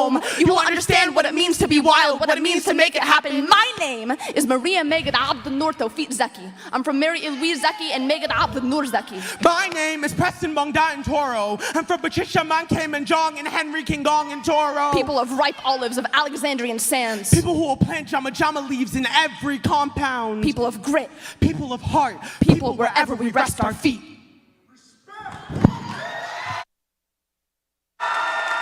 Woo! My goodness! Woo! It's a little hot. I don't know if y'all can see the smoke from right here. Yeah, get it right, Jax. Let us know if we need to be disappointed or not. Well, in the let's judges. see how this sounds, y'all. From low to high, we got a 9.4, a 9.6, a 9.7, a 9.8, and guess what we got, y'all? A 10. Okay. The judge is really trying to stay out the doghouse, yo. All right, so before we get into the next poet and go into our next round, I really want to introduce one of my colleagues who has been helping hold this organization down, this festival down. He is one of our interim executive directors of Youth Speaks. All right, I want to introduce Howard.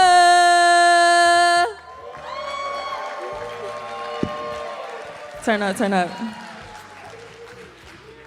What's up, everybody? How y'all doing? Give it up for the poets. Give it up for the poets.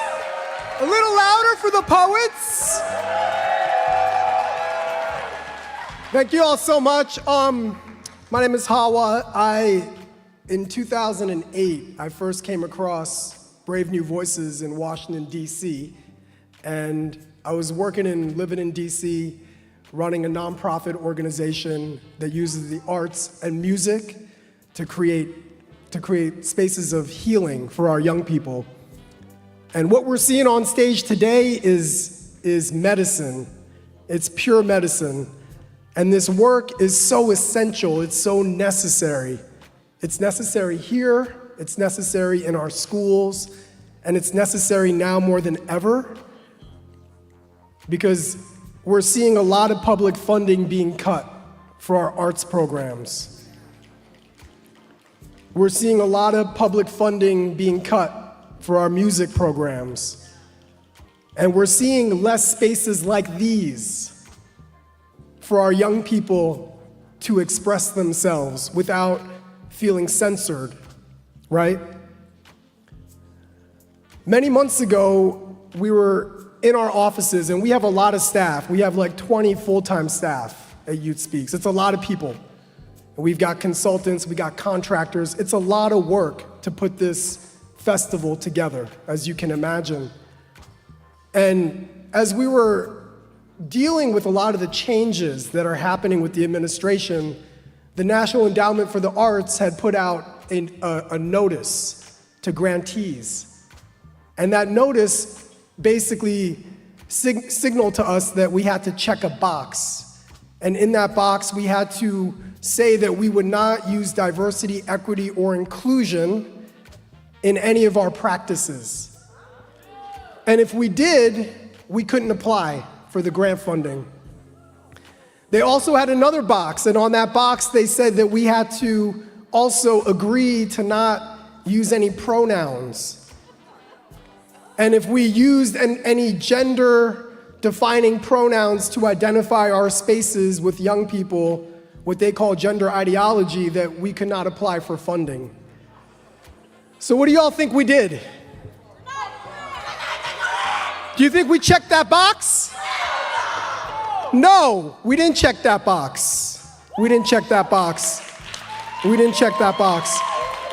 And our staff came together and we made a decision, and we decided that our values were more important than complying with regulations that were being passed down by the government at this moment.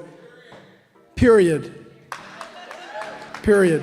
So this moment is a moment for all of you in the audience to think about where you and how you can step up and support Youth Speaks and Brave New Voices, because we need more and more to really drop in and fund the programs that we know are essential for our communities. We have to do that. That comes from us. It comes from you. It comes from your neighbor. If you turn around and look around, a lot of people are on the live stream right now, so if you're watching online, this is your moment to pull out your phone. This is your moment to learn about how you can support the work of Youth Speaks. So if there is a QR code, now would be the time to put it up. And if there's not a QR code, you can always get on your phone. There it is right there. You can get on your phone and you can scan the QR code and you can consider making a donation to our work. Really, really important that we keep supporting the programs that are bringing these stages to life. Aho? Can I get an aho? Aho. So if it's not tonight, it might be tomorrow. If you're in the room and you have access to some funding, if you want to learn more or connect with us about larger gifts, we're here, we're in the front over here. You're welcome to talk to me. You're welcome to talk to any of our staff. We would love for you to become a donor and a supporter of our work so we can take the work of Youth Speaks and Brave New Voices around the world, around the entire globe, because this movement needs to spread around the globe. Yeah? Can I get a yeah? All right. Thank you so much. Thanks for being here. Thank you, Jax. Thank you, Danielle, for your incredible stewardship as being festival directors.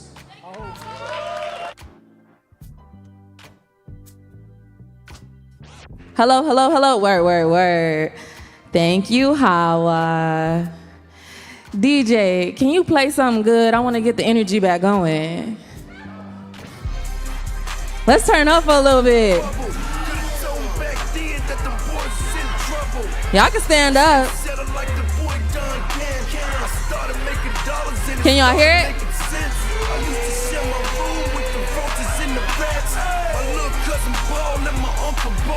A little louder.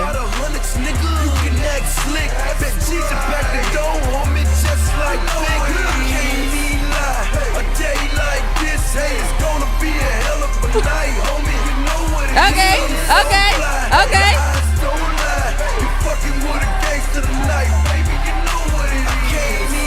Shout out to Future Core.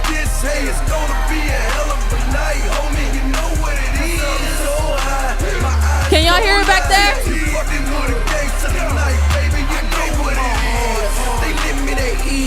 Even louder. Turn my mic up. Can y'all turn my mic up? July 26th, the boy delivered a classic. Yeah. Hello, hello, hello. Wipe me down, yeah. We got wipe me down. Pocket full of bread, nigga, bet I blow it all. And then we go to jail and think about it all. Nothing else to do, so we ball till we fall. Baby on the way, Cause I'm alright. You ever walk in the fucking club like, I'm so motherfucking on. But that's how I feel now, you heard me? I'm clean, I'm fresh, nigga. I'm feeling refreshed, I'm feeling good, nigga. Because I'm in Baton Rouge doing my fucking thing, nigga. I'm out to make it ready. Hey, okay, let's go. Pull up at the club, VIP, gas tank on, evil all drinks on me. White man, okay. Fresh white tall teeth. Hey. White man, pussy niggas want to hit me with the heat. Real recognize, real don't speak. Back it up. Back it up. Back it up. Back it up. Back it up. Oh! Back it up. Let's go. Let's go. Let's go. Let's go. Let's go.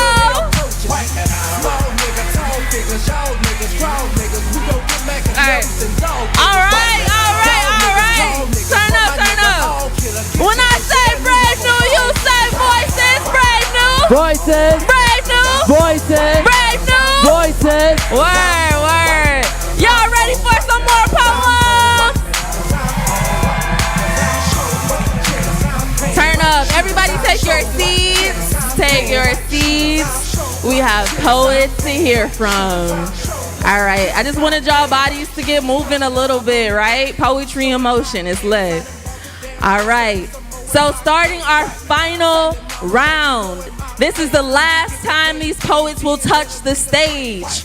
On deck, we have Youth Speaks Bay Area. But coming to the stage right now, we have Do More Baltimore!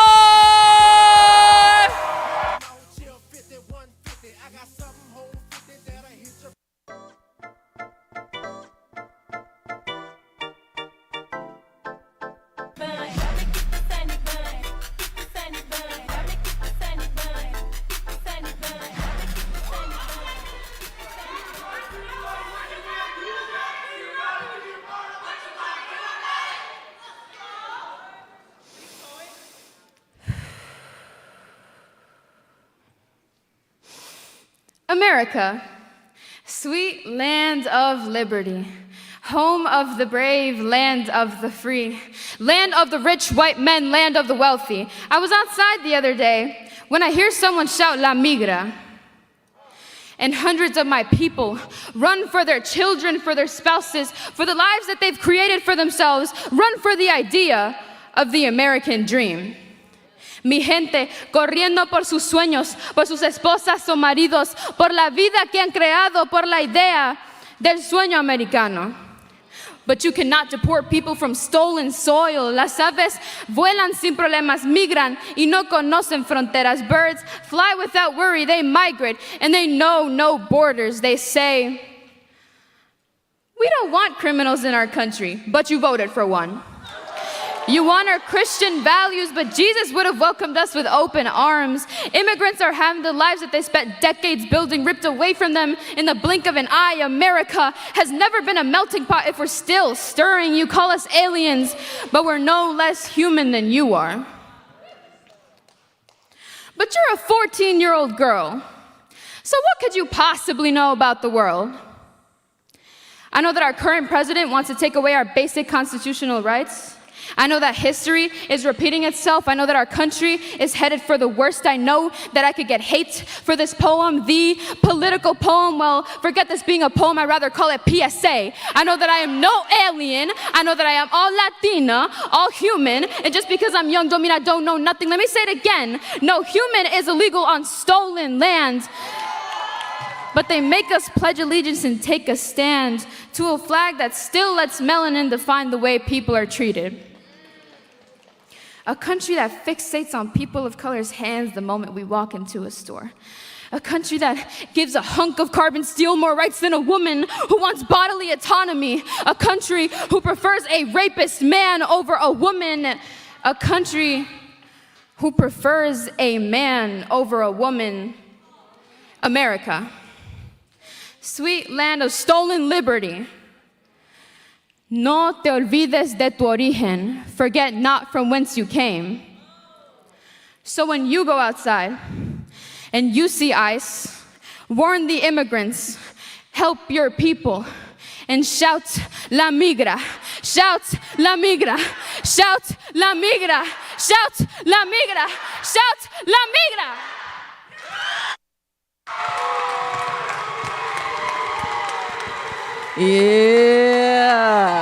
Yeah, y'all better listen to the poem. Listen to the poem. All right, judges, we do not want to be disappointed. Yeah. Show some love for that last poet. Word. All right, Jax, low to high, what we got? From low to high, we have a 9.1, a 9.3, a 9.3, a 9.9, and a 10. All right. Sounds like we like that. Yeah, word. Okay, again, this is the last time these poets will touch the stages tonight. But we do have Best in B&V tonight also, so it's gonna be some more spaces to show up and show out. On deck, we have Mic'd Up Mass. But coming to the stage for the final time tonight, we have Youth Speaks Bay Area!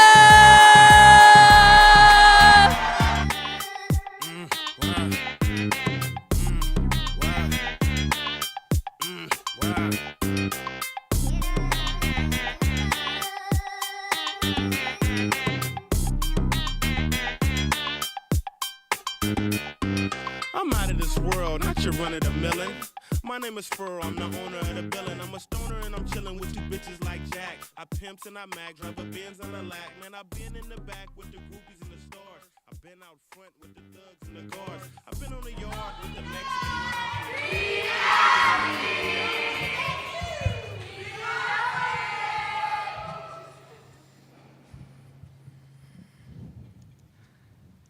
Fear is a white woman in my head. I'm sorry. I thought it was a gun. White woman in my head says, I'm just trying to protect you. But her tone makes me wonder, am I really scared? Or am I just supposed to be? It's safe to be. It's okay. Your safety is the highest priority. Oh, is it? Is your violence my safety? You tell me to be scared of the dark, of strange men, of my own city. What about people like you? You're not listening to me. They are going to hurt you. I know because it's happened to me. Where? On the street? Why are you more scared on the bus than in the boardroom? Because it's easier. These men were supposed to keep you safe. Maybe they were supposed to keep you safe. What about everyone else? You blare alarms at any indication I might be victimized by someone who wouldn't get away with it, but you don't even flinch at cops. Why do you see white knights when I just see white men? A trigger finger instinct is useless if all it sees is color. Just be careful, okay? Of what? Be cautious. Of whom? Be mindful. When you don't feel safe! Okay, white woman. And when do you not feel safe? Whoa, I feel like I'm being very attacked right now. Oh no. Do you want to call the cops? Yes! That's what I'm trying to tell you. I'm never safe. Every figure stands too close. But you never look at their faces. You never feel safe, but that doesn't mean you aren't more protected than anyone else on the street. You think just because you can't throw a punch that you aren't dangerous. I don't feel dangerous. I just feel really bad. White woman in my head says, why be safe or sorry when you can be both? White woman in my head says sorry like it's the only word she knows, like it will absolve her, like she isn't still bracing for impact. Sorry, like her fear is benign, and the only mistake was pulling the trigger. White woman in my head says, I'm just trying to protect us. This kind of thing only comes from experience. Or being warned so many times that the warning gains its own voice. A voice that doesn't care about racialized oppression, doesn't see past the sidewalk to the skyscrapers, past the personal to the structural, thinks her comfort is worth any collateral because nothing freezes like fear. And the white woman is fear condensed into an archetype. Well, you have to control whatever you can to be safe. Well, what if other people are out of control? What if your neighborhood is out of control? What if homelessness is out of control? What if the Middle East is out of control? What if sexual assault stats are out of control? What if the borders or the government or the price of eggs is out of control? Would you call the cops then? Would you stay inside all day? You say you need control, but is it really just convenience? It's all I have. And what if you're wrong? What if your judgment is compromised? Is the power trip worth it? Is the constant fear worth it? What if people are scared of you? And what if they're right?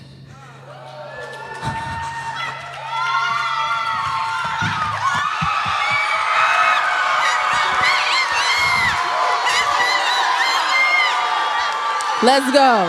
Let's go. Yeah. Yeah, yeah. Woo! Shit. All right, man. Judges, y'all got a hard-ass job right now. But we trying to make it easy for you. We trying to make it easy for you. Jax. Low to high, what we got? From low to high, we have a 9.3, a 9.8, whoa,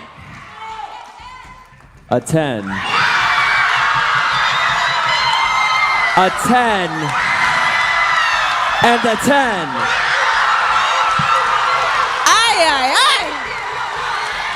All right now. We got a poetry show, ladies and gentlemen. Oh my goodness. All right. On deck. Woo, we getting through this. On deck, we have Metaphor Houston. Coming to the stage right now, mic'd up, man.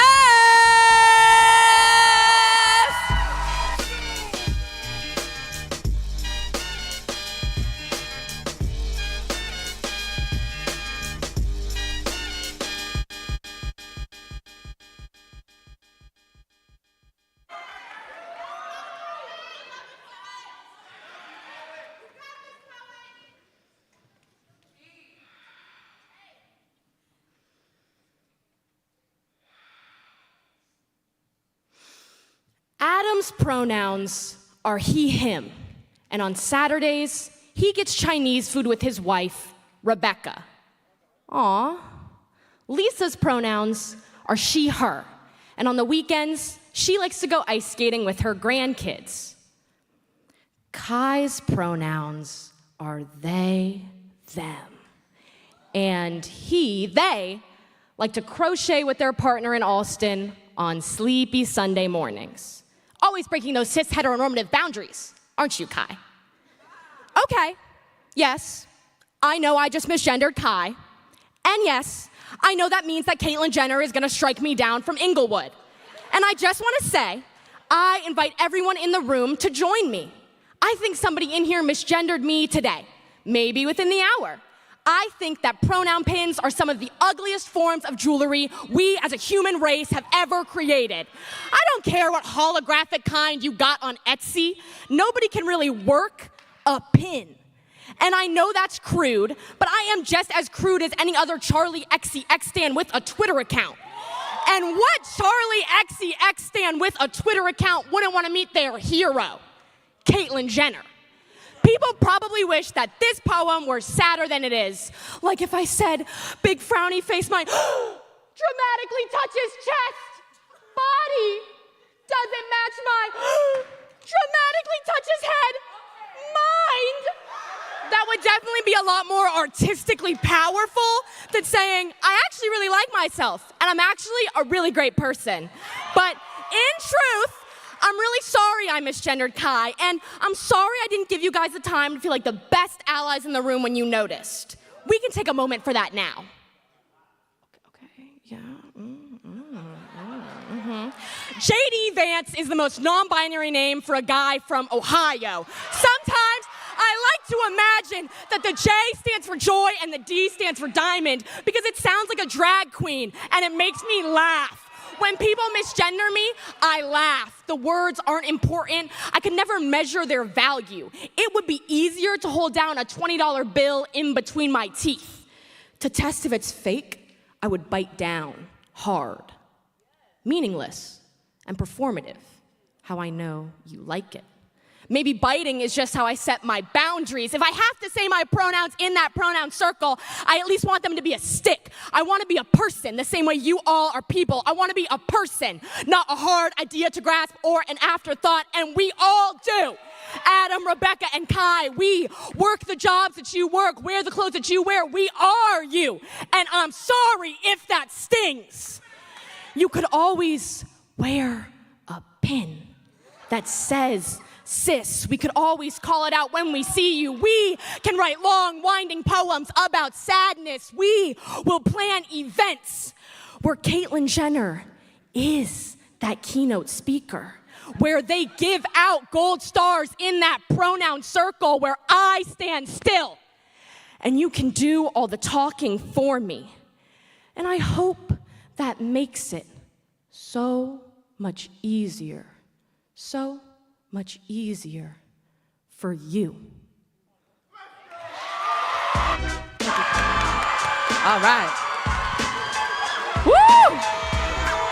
Oh my goodness.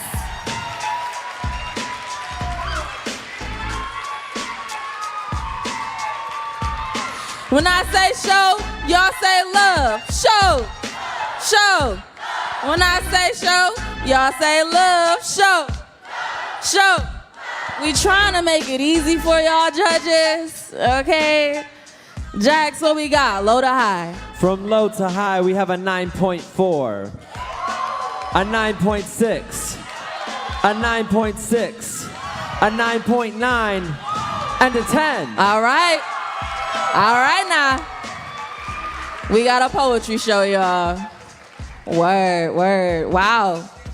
So I'm gonna need y'all to make as much noise as y'all can because this is the last team coming up to the stage. This is their last time they'll touch it.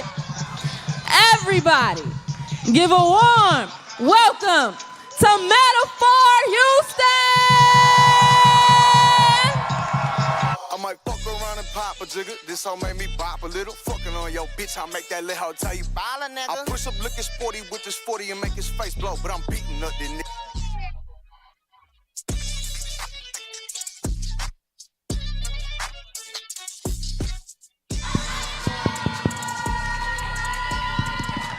Mic check, mic check. Mic check, mic check.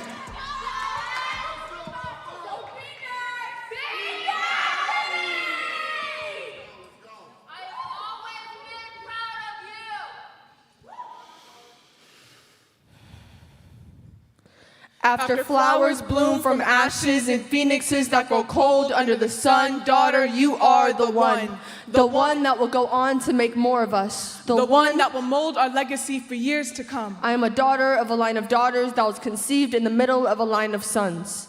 I am the only daughter of a line of daughters in this pattern, which makes me stand out like a lantern, bright enough to shock the world and outstanding, even if some never expected me to be. I am the daughter of a line of daughters who are not strangers to pain. the daughter of a line of daughters who have heartache as their middle name because heartache is an emotion more memorable than what can be felt on any good day.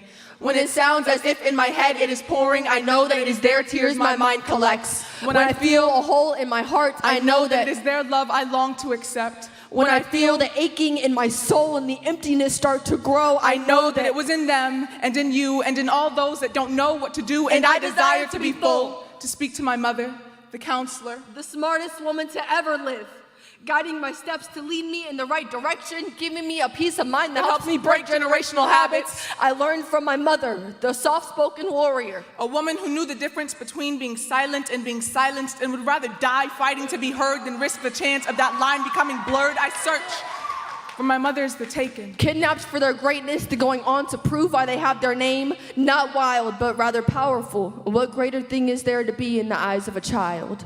I stare into the eyes of my mother, the monster, punished for being wronged and preying on her abusers, reverently loyal to those that protected her until she became a statement that was louder than the voice of any accuser. And in her eyes I see her past, sitting in a temple as a young girl with nothing but love for the world around her, a daughter of the earth and the stars and the gods, and counselors have become altered by facades. I know that I am a daughter of every daughter who ever was and every daughter who ever will be. Knowing that stories, I now desire to watch my daughter flourish more than I ever could, achieving her goals and making her purpose known just like a daughter should. I desire to look her in the eyes and say, daughter, don't run when you are afraid. Stand where you are, look fear in the eyes, be bold. Daughter, don't cry when you are sad. Anger is the only emotion worth your tears as it reminds others who they should fear. Be strong. Daughter, you are the present given to this world when it was at its lowest. Your smile is a star that will lead the lost souls yet to come. Be beautiful and know that the line of daughters will never end. Our stories will always live to tell the tale. Like flowers that bloom from ashes and phoenixes that grow cold under the sun, the lineage in you is anything but frail. You cannot be undone. My daughter, you are the one.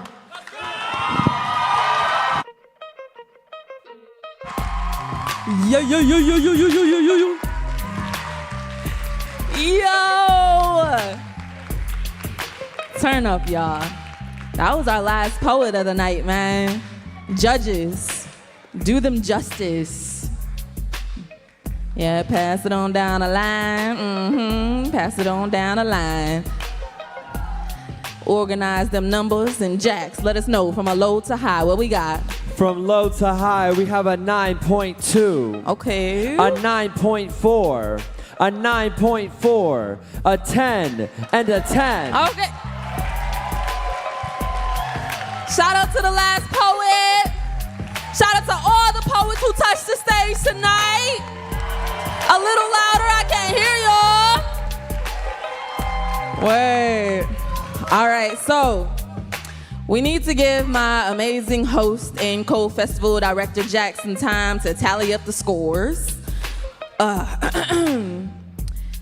while he does that, I want to bring up some amazing people that I truly admire and who are near and dear to my heart. Halle Berry Derry and Gretch. All right. Yes. All right, they are gonna help me out. They're gonna help me do something very, very special tonight. Here at BNV, we believe deeply in honoring those who came before us, those whose work, love, and struggle laid the foundation we stand on now. There are ancestors, artists, and community members we've lost, folks who are no longer here in the flesh, but whose spirits are very much with us. We carry them in our hearts, in our work, and in our words. And today we continue to say their names. And while we honor those who came before us, because love, respect, and celebration, and while we honor those who came before because love, respect, and celebration belong in the present. Yeah. No, I'm sorry. We are also gonna honor those who are walking with us today, right? Because we believe in giving you the flowers while you are here and able to smell them. Word. So we have an amazing award we want to give out to a couple amazing and special people. And I want Gretch to sort of do the honors in honoring them. Beautiful, beautiful. Hey, everybody. How y'all doing, Brave New Voices? Now, before I give our Sydney Edwards Femme and Fierce Awards to these women, I need y'all to understand where you are, okay? We are in Madison, Wisconsin.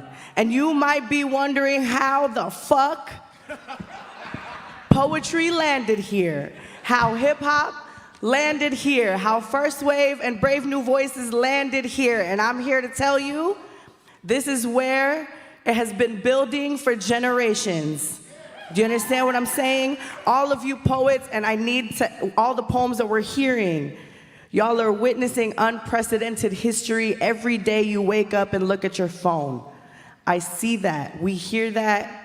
As elders that hold this space for you, we know what it's like to be in an administration that's continuously deporting immigrants, that's continuously taking away accessibility to trans and queer youth for healthcare, that's continuously taking away rights and access to healthcare for women as well. You feel me? But that's why this program exists, and that's why y'all exist. We are in the land of the Ho-Chunk people. Ho-Chunk directly translates to people of a big voice. So Brave New Voices and First Wave being in Madison, Wisconsin, that is not an accident.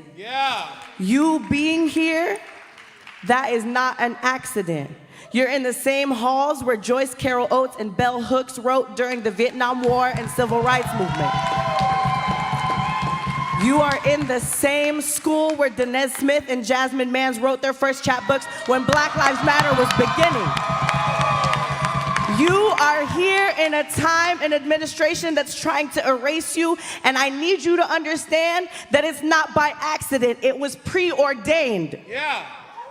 It was preordained that you're here. And I say that before these awards because these women saw it before anybody else did.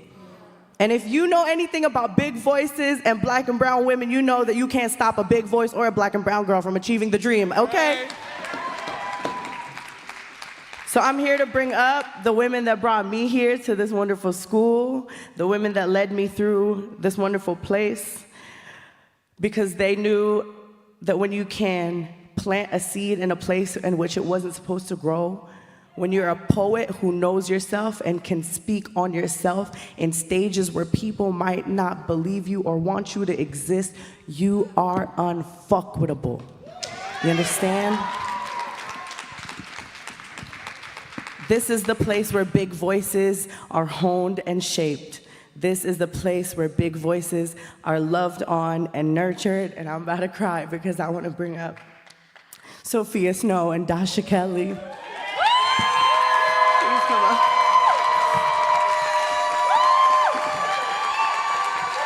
Please clap it up.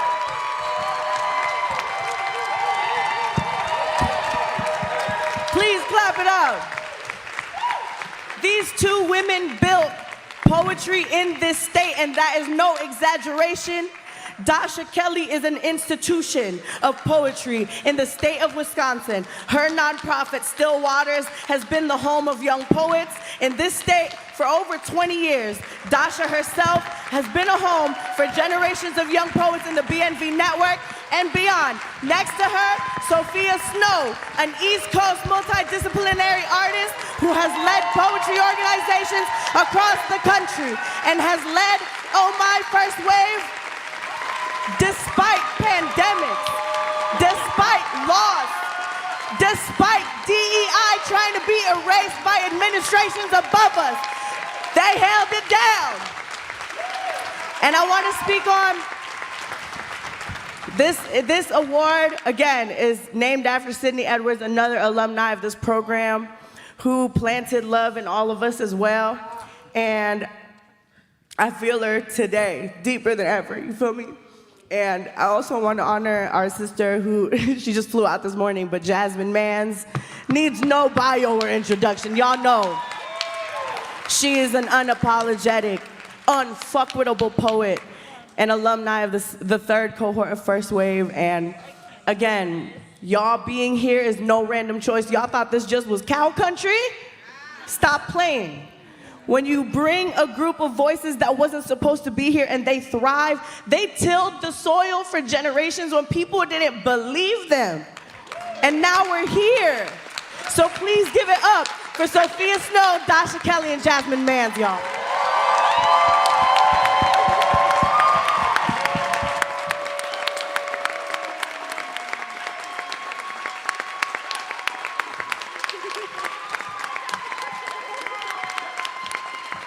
Is there anything y'all would like to say, Dasha or Sophia?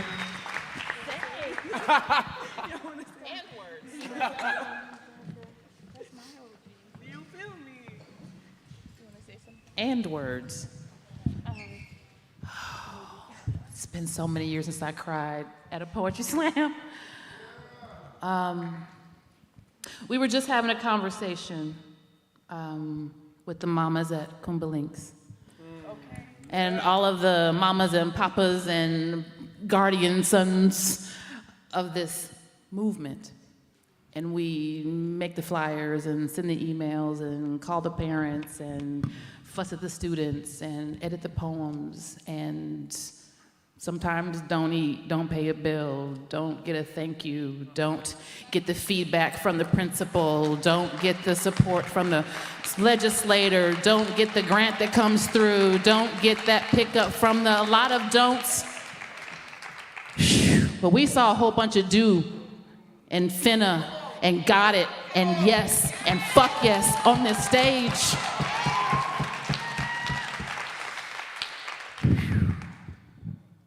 Makes every missed nap an investment in the next one. So thank you for seeing us. Thank you for keeping this. Thank you for being family. Thank you for believing.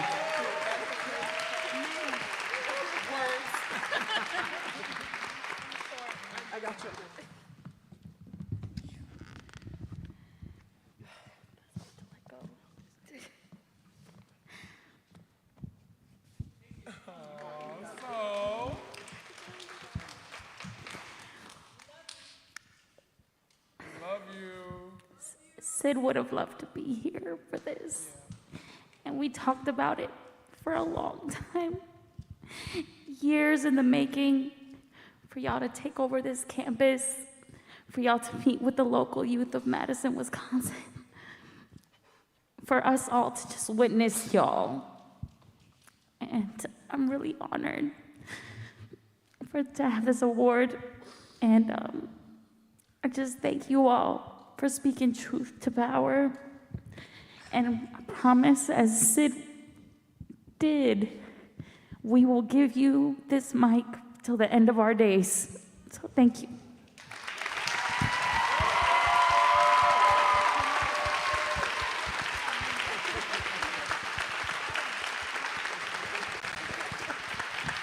We love you, we love you, we love you.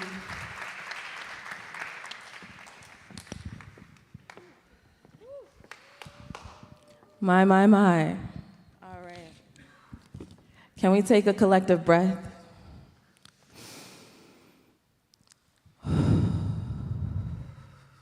One more time. In and out. This is for you, Sydney. Whew. Thank you all so much for helping me introduce those awards. So, earlier this week, we had a celebration of all of our MCs who came out to the festival at one of our primetime events called MC Olympics. Word, yeah, shout out for that, because I know it was a lot of y'all in the building. MC Olympics was hosted by the legendary Jalarina Sanders. Everybody show some love for Jalarina. Yeah. All right, so some of y'all who did not come to the MC Olympics show probably like, okay, what's that? Don't worry, I got you. MCO is an Olympic-style hip-hop competition featuring the best young MCs from around the nation. MCs spit their best verses, freestyles, and complete songs through multiple rounds, highlighting their skills across styles and subgenres, from pen game to stage presence to originality. Word. So this year's champion won some serious ice, okay? Yeah, they're probably gonna be wearing it around their neck. It's the MCO chain, all right? And they'll also be opening up for our special guest of the night. And I'm gonna introduce them later, but they are very, very special. So, without further ado, because you know they gotta show why they're the MC champion, everybody, give it up, give it up, give it up for Sauce!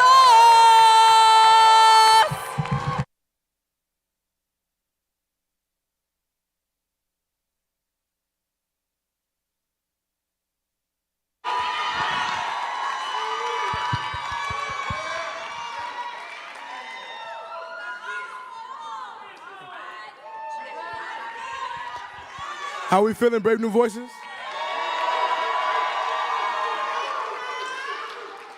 Hey, it's like 7:45. Y'all might be a little tired. So I want y'all to give me more energy. I said, how we feeling, Brave New Voices? Now look, before we get into this, I want to take a moment just to appreciate and thank, all the staff and all the people who have been helping keep this festival up and running for almost 3 decades. You know what I'm saying? Because none of us would be in this space without them. Also want to give a thanks to the University of Wisconsin for letting us housing us there, and then for the union for letting us have the festival here and, have our final stage here. And yeah, so let's clap it up for that. Thank you, thank you. Now y'all ready to turn up? Y'all ready for some music? All right, all right. You don't have the track?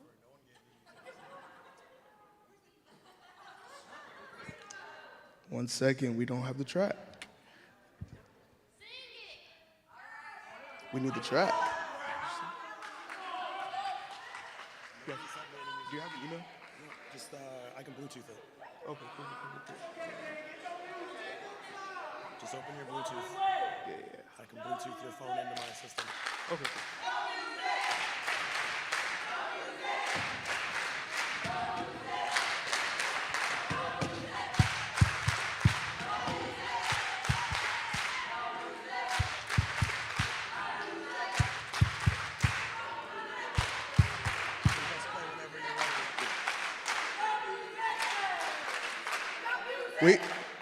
We got music.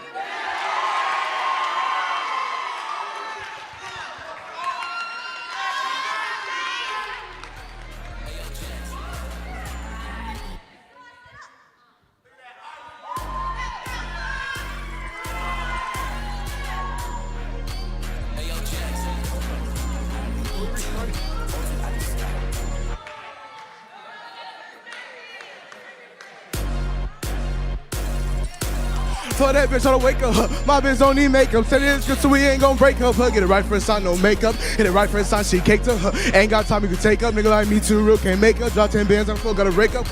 My bitch like to party, and she bad like a Barbie. I can't stop once I get started. I get up in the sun like Cardi. When I'm up in the suit, can't call me. Been 3 months, you still wanna call me. Can't play these games, no Atari. Too locked in, that boy a ball winner. I just got a new, she better than my old hoe. And my bitch do voodoo, she may say that I don't know. She said I can't lose you, and I said that you won't hoe. Then I pull a photos, put it in.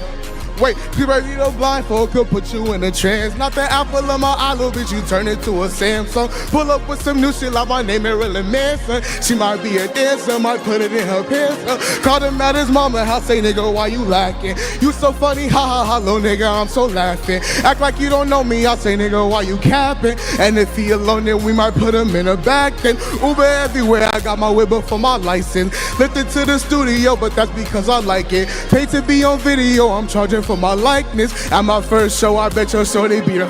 What? For that bitch to wake up. My bitch don't need makeup. Say it's good so we ain't gon' break up. Get it right first time, no makeup. Hit it right first time, she caked up.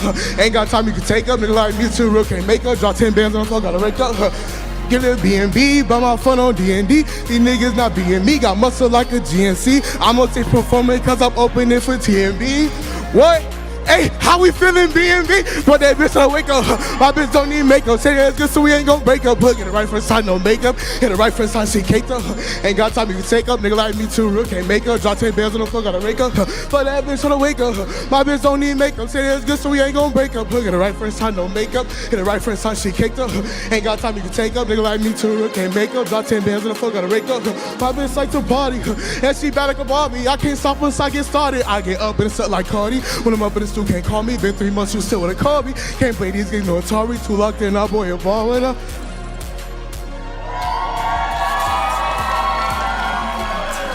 Thank you, thank you, thank you.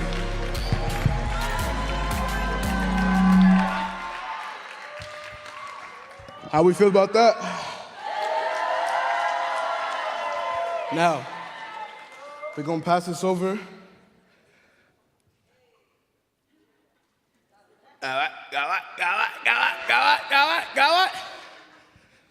To our coordinator, thank you, thank you, thank you, thank you, thank you, thank you. Everybody give it up for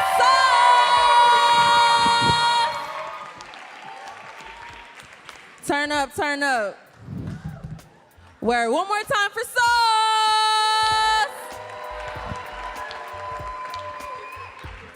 Okay, ladies. Sorry. I'm like, I feel a warm presence. What's happening? All right. For what you all have been waiting for. Besides the scores. Besides the scores. I know y'all waiting for those too. Hailing from New Orleans, Tariana Tank Ball is the front woman of the Grammy-nominated group Tank and the Bangers. Oh yeah. The four-piece group has a rare knack for combining various musical styles, fiery soul, deft hip-hop, deep drove R&B, and subtle jazz into one dazzling, cohesive whole that evokes the scope of New Orleans music while retaining a distinctive feel all its own. Tank is known for her amazing ability to write and recently released her first poetry book in 2021, Vulnerable as Fuck. Tank and the Bangers recently released their newest album, Red Balloon, on Verve Forecast. Tariana Tank Ball has collaborated with artists like Nora Jones, Layla Hathaway, Robert Glasper, Moonchild, Brass Tracks, and many, many more. Y'all, please give it up, give it up, give it up for Tariana Tank Ball. Woo!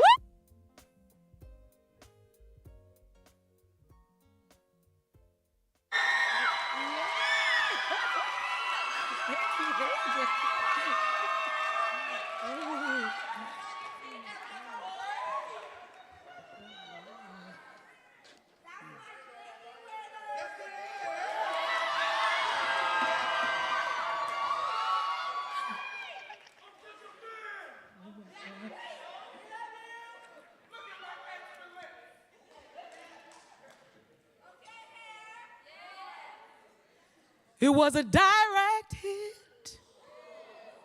The smash went splash. The house crumbled beneath the weight. There's water everywhere, and not a drop to drink. I miss my grandmama house.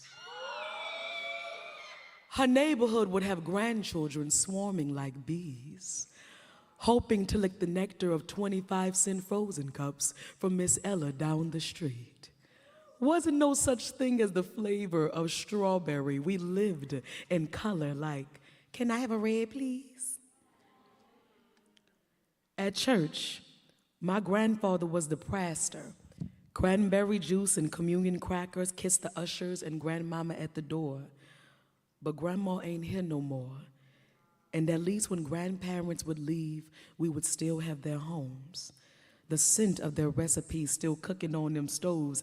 And some people still ask me why we still write those Hurricane Katrina poems. Because I still miss my grandmother's house. Walk with me there, up to her doorstep. And you can see straight into the home because the door have gone. And you know Mama ain't here no more because she would never leave her door open because the air was on.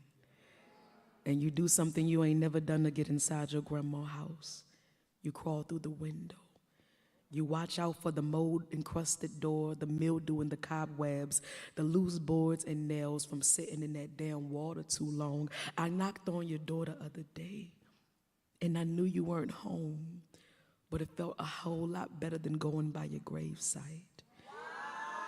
I figured I had a better chance at seeing your face than where they put your body at. So I went to a half-gutted out house and I started knocking on the wood. And I just knew that if I knocked a little harder or shook heaven gates a little longer, you would be forced to answer. But instead, I knocked so hard that my knuckles bled memories. Forced to recollect the 50th wedding anniversary at your house, but they say they tired of hearing them Katrina poems. But I can't help it if hurricanes sound like a house not fully gutted out. No recipes that were taped to the now turned over refrigerator to pass on to the children. No perfume to remember what grandma used to smell like. No sheets to remember what lying next to you used to feel like. I ain't got nothing to remember my grandparents by. But mildew stains on pink carpet that me and my cousins used to lie pallets on. Picture frames with dates from far back as the 50s are now water stained with the lips from the Mississippi. Flood warnings will never be looked at the same in New Orleans.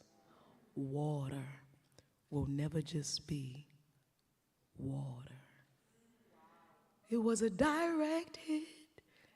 The smash went splash. The house crumbled beneath the weight. There's a water everywhere, and not a drop to drink.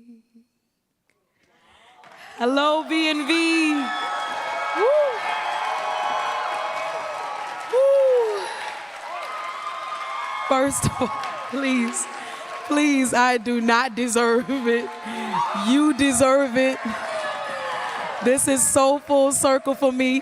Please, let me just get this out so that we can get to the end of this night. This has been the most amazing, most beautiful night for me. The last time that I was here, I was in your shoes 16 years ago. 16 years ago was my last Brave New Voices. And as you all know, Brave New Voices changes your life. It changes the course of your life. It changed my life and everybody I knew along with me. And if anybody doesn't know that I am of Tank and the Bangers, the new Grammy-nominated, Grammy-winning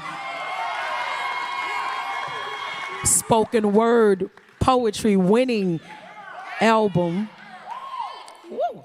Just to let you know that that is definitely something to aim for. That's something that somebody in this room, multiple people in this room will win one day. I feel that in my spirit.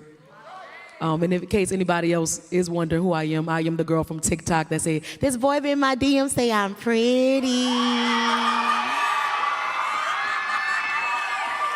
This boy in my DM say I'm pretty.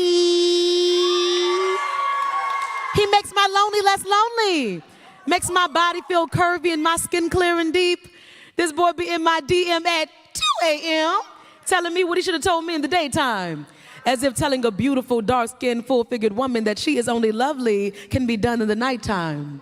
With sneaky, twittering fingers. This boy be in my DM telling me I looked real pretty today in those combat boots, those cutoff jeans, and that Black Girl Magic t-shirt. Said what he couldn't say in the daytime. As if telling a beautiful woman that she is lovely can only be done in the nighttime with sneaky, twittering fingers. This boy be in my DM telling me I'm pretty, pretty, pretty. But my father told me that I was wonderful. And my little sister tells me that I'm smart, and my mama tells me that I'm brilliant. So you being in my DM telling me that I'm pretty. Trust me, I've been knew that shit.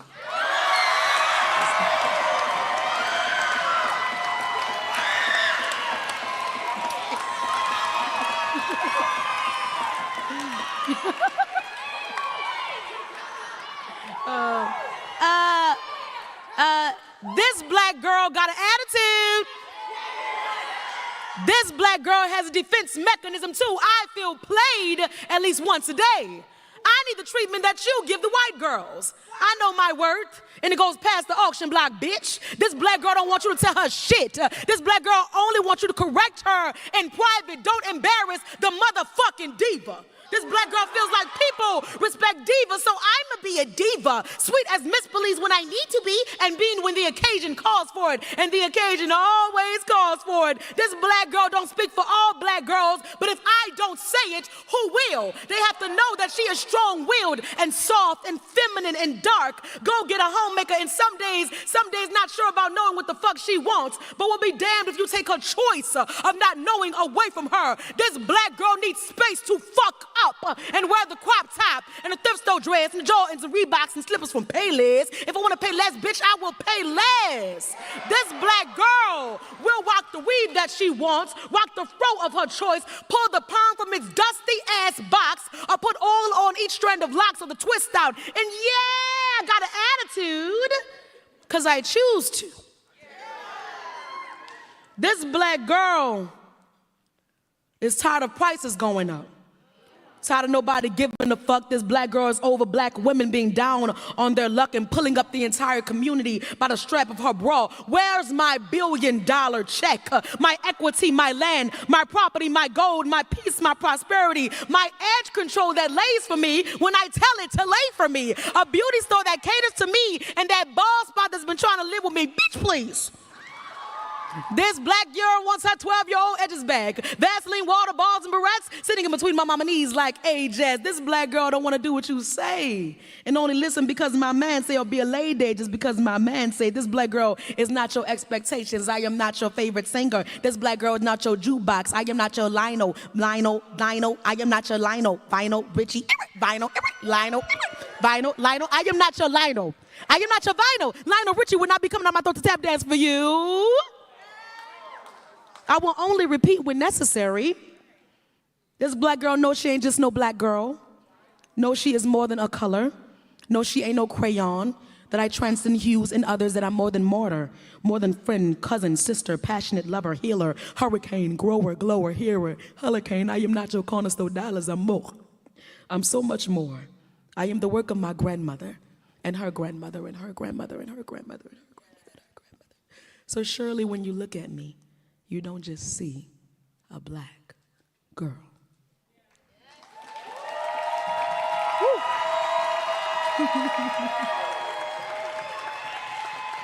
I have 2 more poems. Can I do 2 more poems? Yay, okay. Thank you guys, you make me feel so welcome. Oh my God, okay. And I also just want to tell you that when I was here, I was literally in Brave New Voices, and after I aged out of Brave New Voices, I began to slam with the adults. And when I slammed with the adults, I was with a group called Team Snow Slam New Orleans, and we won our national, and after we won nationals, that's when I decided to combine music and poetry and do it full time. You can definitely do this as a career. Don't ever claim to be a starving artist over your life. And just believe that what God put inside of you, that it will be the vehicle to get you to wherever you need to go. Trust and believe it. It is good. Yes. I love you too. Thank you. And I just want to tell you that the legacy that you guys are continuing on, it is amazing. I sat there in that chair and I just was, everybody, amazing, amazing. This is Weight Problems. I dedicate this one to my mama, Michelle. If you're feeling fat, chances are you are. See, most days I want to run, but never on a treadmill or to a subway, but run from this body and run into the body that I want. I wondered if I took the rest of those diet pills, I could truly become black girl magic and disappear on some shit, or at least become thinner when admitting to yourself that your weight problem is a problem and that math has never been your strong suit, that dividing and adding calories makes you exhausted before you even begin, when you think about a workout that starts out at 6 a.m., think of all the hours you spend just scrolling through Instagram pics, wishing that your will had more wind and that God built you differently. Never taking a second chance to see what could be under the shed, too busy looking at the damage that's already there to notice the flower garden. The first time you tell yourself that it's time that you lose weight, go to a Family Dollar. They have these really long mirrors. They kind of show everything, from the top of your modest to the bottom of your self-esteem. What you look like with clothes on, what you look like with clothes off, that mirror is your mother. She is there for you. She's a part of you, and she will tell you without a second thought if you're representing her well, if the shirt is out of your pants, if the dress is too tight, and the dress always seems to be too tight. The buttons never want to hold my secrets. The body shaper is my absent father. Mirror like reflection, mirror like mama. Mirror will cut you just the same. I know what it feels like to change clothes constantly until you're comfortable enough to wear your own skin, to camouflage in colors, to drown yourself in layers until you feel 3% normal. The first time you notice you're gaining weight, just hug yourself and remind your body that the landlord is home and you're sorry about not taking care of things, that the faucet has been overrunning. I know what it's like to ignore the laundry, to wait one more day, to get to the dishes in the morning. Pretending to be ignorant by ignoring things is a familiar art form in my family. I know what the rug looks like when things have been swept under it. The first time you tell yourself you're gaining weight, believe it. Let go of the things that contribute to overeating, passive-aggressive thinking, obsessing over lessons you learned 3 ex-boyfriends ago. It's a good time for letting go until your mirror invites you in for a look around the house you've been staying in. Have a seat on the couch. Admire the tall mirrors. Open the window really wide. Admire God, and riddle me this. How many years does it take a black girl to discover what self-love really is? To know that the windows to the soul is not through the eyes, but through the back door. That lessons are learned backwards, that you have to live to know what moving forward actually looks like. That, my dear, is love. That is what beauty is. Accepting that what is not what has to be. Knowing that beauty doesn't start at a size 6 jeans. It goes past hemlines and seams. Understanding that scales are for balance and not for measuring self-esteem.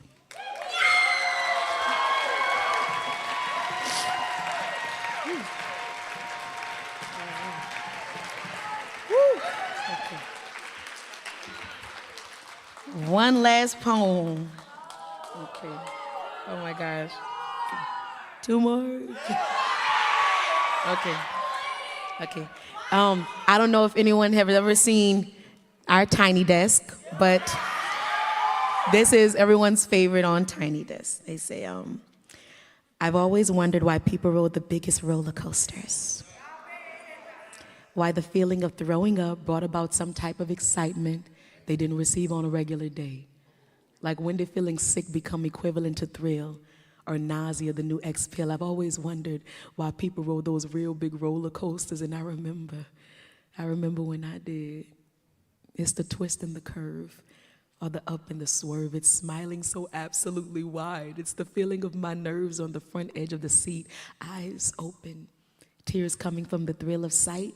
And I'm moving as fast as light, and I'm laughing for no reason, and I'm screaming for all the shit I know I shouldn't have said in that last fight. Those roller coasters, well, it's like meeting God with a kite in your left hand. Strings are still twisted around your forefinger, and your right hand is still busy gripping the safety rail. There is this moment when you feel like you're in an ocean of your own butterflies. And that's the moment when you get free and you let your arms fly. How does it feel? How does it feel to beat the wind? Nothing but freedom and fear in your right hand. Now time to throw it in the sky, riding a roller coaster is like losing your breath and finding it in your will, like taking your fears for a ride, or seeing yourself when you're 5. It's surreal. These are the things that we grab onto and we hold on to for a while. We're getting ready for the inevitable drop. I'm too busy writing my fears to even remember that I'm afraid of heights in the first place. So why is it so exciting to be so damn scared? Like feeling my heart roam throughout my entire body only to find its place in my earthquake hands, but I couldn't wait to get back in line. I had to get on one more time. I couldn't wait to tell my friends about the drop and how it looks and how it feels and how it looks and how it feels and how it looks and how it feels from the very top. And that's when I knew. I knew that roller coasters were made for people like me. That roller coasters were made for people like you. People that ain't never been in love. For I have discovered that everybody wants to know how it feels to just fall. Woo.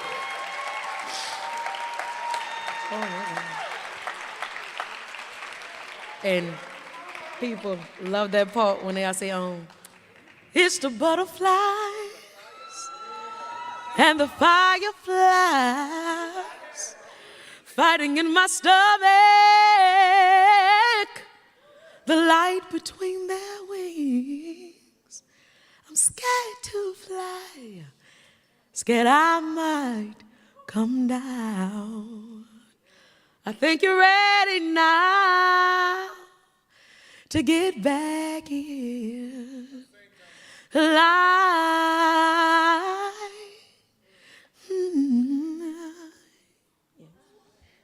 That's the end of that poem. All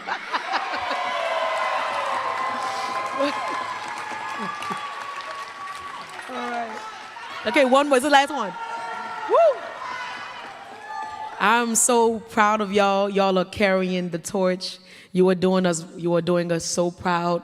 A generation of some of my favorite poets. Feel like my last year at Brave New Voices was when HBO came in and they filmed the amazing Joshua Bennett and the amazing B. Young, and it was the amazing, just my favorite teams.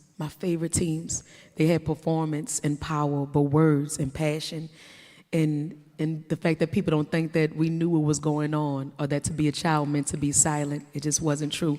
And y'all remind me of that when I see you up here, that you have so much to say and that you're seeing so much and that you're taking note. I'm so proud of y'all. I'm so proud of y'all. I'm so proud of you. I'm so proud of you. I just want to remind you that you are important, that you're special and you're even. That God made you especially extravagant, extra human, that you are a force of skin and nails and heart, that you are a walking Monet, that you are breathing art. Did you know that it takes the interaction of about 72 different muscles just to produce human speech? Relative to size, the strongest muscle in the body is the tongue. I wonder where that fact was created from, seeing as though it is the weapons in our mouths that do the most damage to the ones we love. Did you know that the human brain contains over 100 billion nerve cells? So even if your little nephew or your little brother is acting like they vacation hell, you should play with them. Just play with them, because I'm sure your attention won't cause a deficient amount in nerve cells. Us women, we blink nearly twice as much as men. So keep looking. She will notice you. May take her a little longer, but she's got to. The average human heart will be over 100 million times in one lifetime. I'm sure you'll find someone who won't mind skipping one for you. Your left lung was made smaller than your right lung just to make room for that very heart inside of you. And your stomach needs to produce a new layer of mucus every 2 weeks, or it will begin to digest itself. Lesson: never ever become complacent with living your life on someone's shelf. There is a reason for every limb and interaction body. It's like God created me like an instrument. Every year, about 98% of the atoms in your body are replaced. You were born with 300 bones. When you become an adult, you'll have 206. God told me to tell you to grow the fuck up. To grow out of things that when something doesn't belong, even the body know when it's time for that thing to be replaced. Gotta get over it.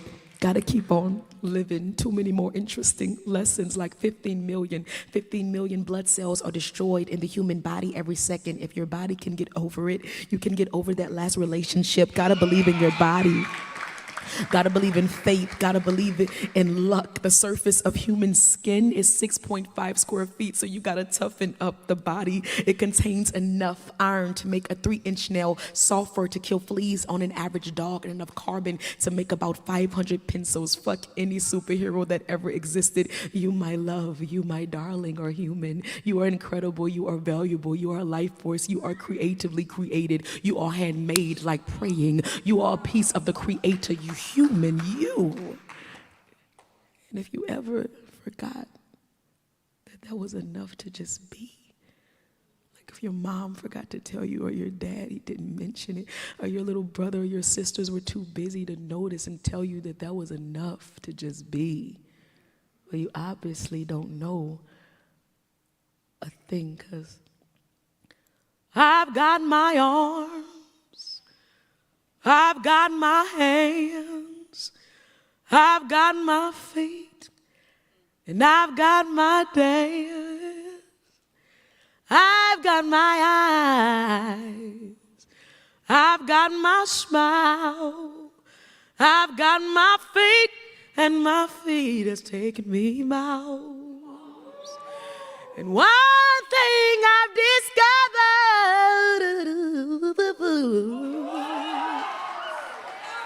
is can't nobody take me from myself. Thank you, brave new voices.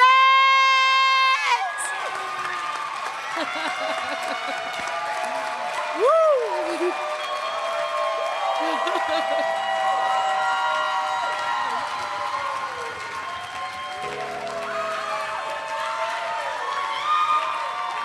I was showing hustling, working for the Mardi Gras. On a vote in New Orleans, I'm outside. Everybody talking about, boy, your suit cold. It's only one Super Sunday, it ain't the Super Bowl. You know, when we create community, we do it without the necessary resources. I'm only like trying to build the container.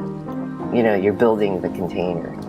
Like being really encouraging for folks to really play out their vision, but also really think it through, right? In order to make it a reality. For me, you know, in a lot of ways, it's like I'm just trying to create the containers so all this stuff can happen inside of it. You know, all this beautiful, like unexpected stuff can happen there. Work is love and love is work.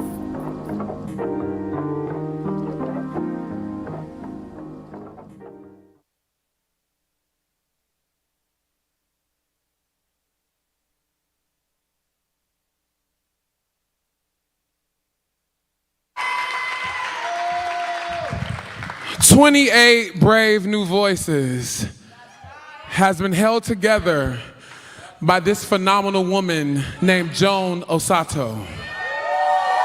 Joni is more than a mentor. She's a friend. She's a champion. She's a fighter. She's a healer. She's a lover.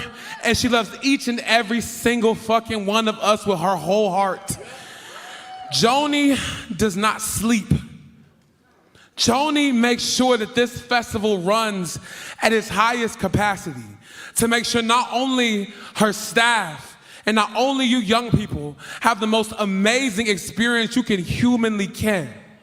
If I can invite all you Speak staff, spokes, to join me on this stage right now, please. Please make your way.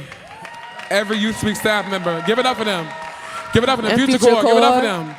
Every staff member of this festival, production, media, Future Core, Youth Speak specific, proper staff, Sophia, Dasha. Can I get all of y'all on the stage, please? I know that Joni is preparing to retire from this work, leaving so much of this legacy for us to carry. Joni saw something in me that I wasn't sure I saw in myself. And I love this woman with my whole heart. And I would like to present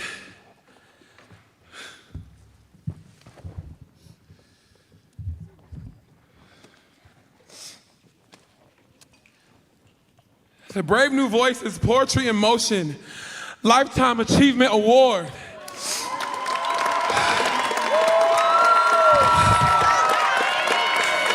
Get up on your feet.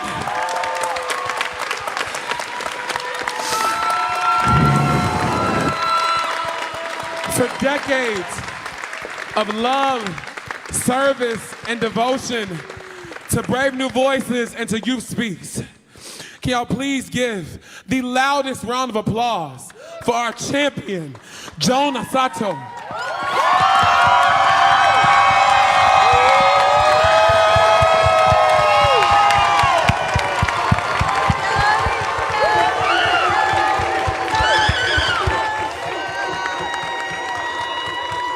I would like to invite one of our interim executive directors, Mr. Evan Bizzle, to share a few words. Please give a round of applause for Evan. This is for Johnny. Jerry, I can give you yours later. Thank you all so much. So I met Joni when I was just about 19, 20. I was just getting my start as an artist in the Bay Area. And what I came to realize was that Joni would impact the career of almost every performing artist in the Bay Area, about 60% of us visual artists. And the amount of labor that she has just put into putting people's careers forward, making sure people could eat, could do their taxes. I mean, literally everything. And Joni never once asked me for anything. And it was just, somehow there's just this boundless generosity. And when you sit with Joni and when you talk to her, you know it's because of her history, because of her people, because of what she draws upon. And she gets that energy from all of us. And she sits there and she watches and she's working and she's tracking every fucking thing. I mean, it's really like the way her mind is working constantly in her body. And so when you see her, just, you know, give her a hug, tell her thank you.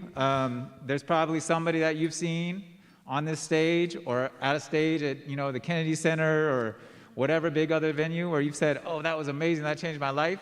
That person wouldn't have been there without Joan Sato. So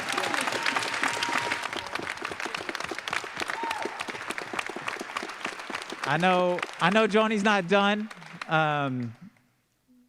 but we just, you know, we're just grateful to be in your presence. Thank you.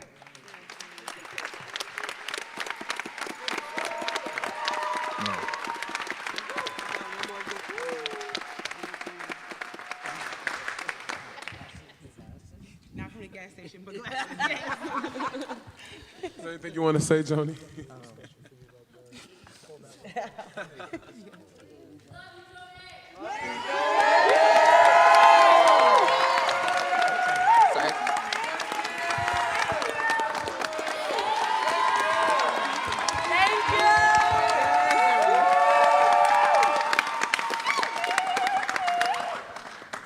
You know, I've never been one for words, right? But I'm always amazed by all of you. And the really amazing thing is that I'm not worried about your futures, just in terms of the way that you hold and take care of each other, and the way that you lead, all of you. Yeah. Thank you. Yeah. And thank you. Love you.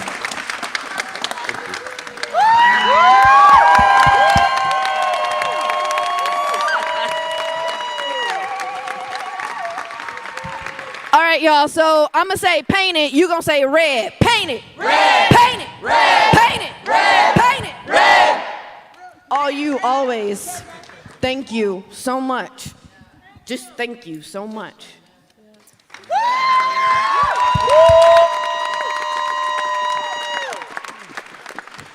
Repeat after me. Hey, Joni. Hey, Joni. Hey, Joni. We love you. We love you. We really do. We really do. You know we really do. We really do. We really do. We really do. You know we really do. You know we really do. Give a round of applause for Jonah Sato.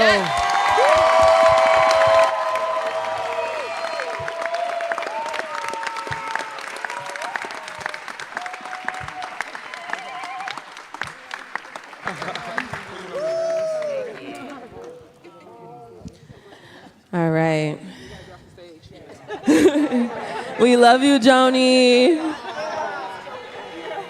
Woo. Thank y'all for celebrating Joni with us.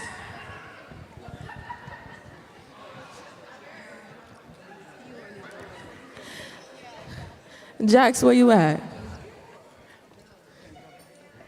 Where my host go?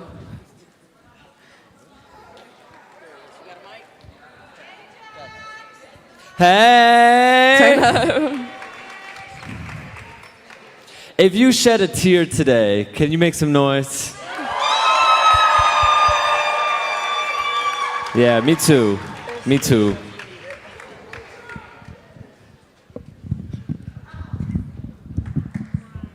Can we get all competing poets to the stage? All competing poets.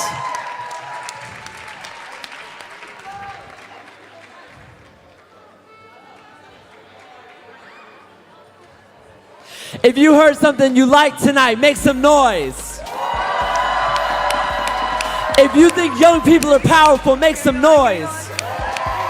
If you feel more powerful because of what you heard tonight, make some noise. And if you're gonna take that inspiration and turn it into something powerful, make some noise. This is the next generation of artists, of thinkers, of activists, actively shaping the shape of thought, the shape of culture, the world that we're gonna live in, and it all starts with the power of the word. And what we did tonight was beautiful. What we did tonight was sacred. What we did tonight planted a seed for the entire future to come. If you believe that, make some noise. You should all be so proud of yourselves. You have worked so hard. You have worked so hard to make something beautiful, to stand before an audience of your peers and testify to something that you believe. It is so rare to find that courage. It is so rare to find that strength, and we need it, and we need it, and we need it. Show some love to each other.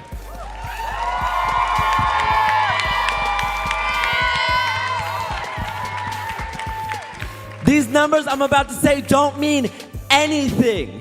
It's just a game, okay? Do you believe that? Do you believe that? Do you believe that? What you did was beautiful. What you did was meaningful. And now we're gonna say what it is. Start your applause. In fourth place, with a score of 110.7, Keep it two going. more Baltimore. Keep it going. In third place, with a score of 111.7, Metaphor Houston. In second place, with a score of 113.3, Mic'd Up Mass. And in first place, at 114.8, You Speaks Bay Area. Let's go!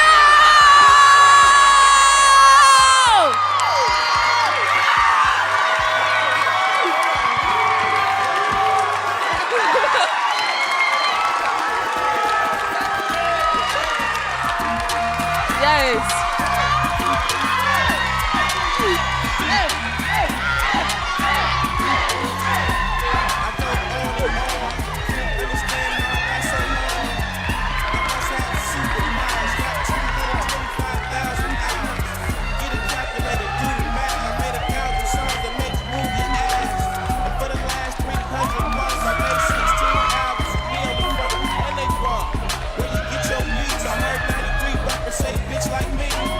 Two singers and 10 comedians, and I'm still gonna yell it every time you see me in. What's my favorite word. Why they gotta say it like Show some love to these poets, everybody. Yes. This year's Brave New Voices Finals is brought to you by Foundry 10. Show some love for our sponsors. Show some love for our sponsors. Show some love for these poets. Show some love for our judges, our team, yourselves. Show some love for Brave New Voices. BNB ain't nothing to fuck with. Okay. BNB ain't nothing to fuck with. BNB ain't nothing to fuck with. BNB ain't nothing to fuck with. BNB ain't nothing to fuck with. BNB ain't nothing to fuck with. Ain't nothing to fuck with. Congrats, congrats, congrats. And that's a wrap, y'all. Okay, bye.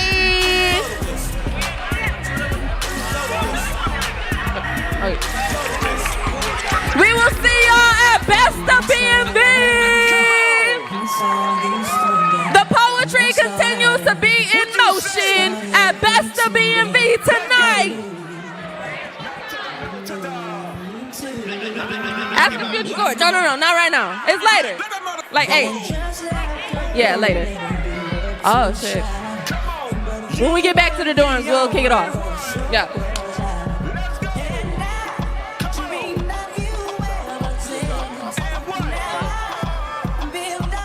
Good job. Good job.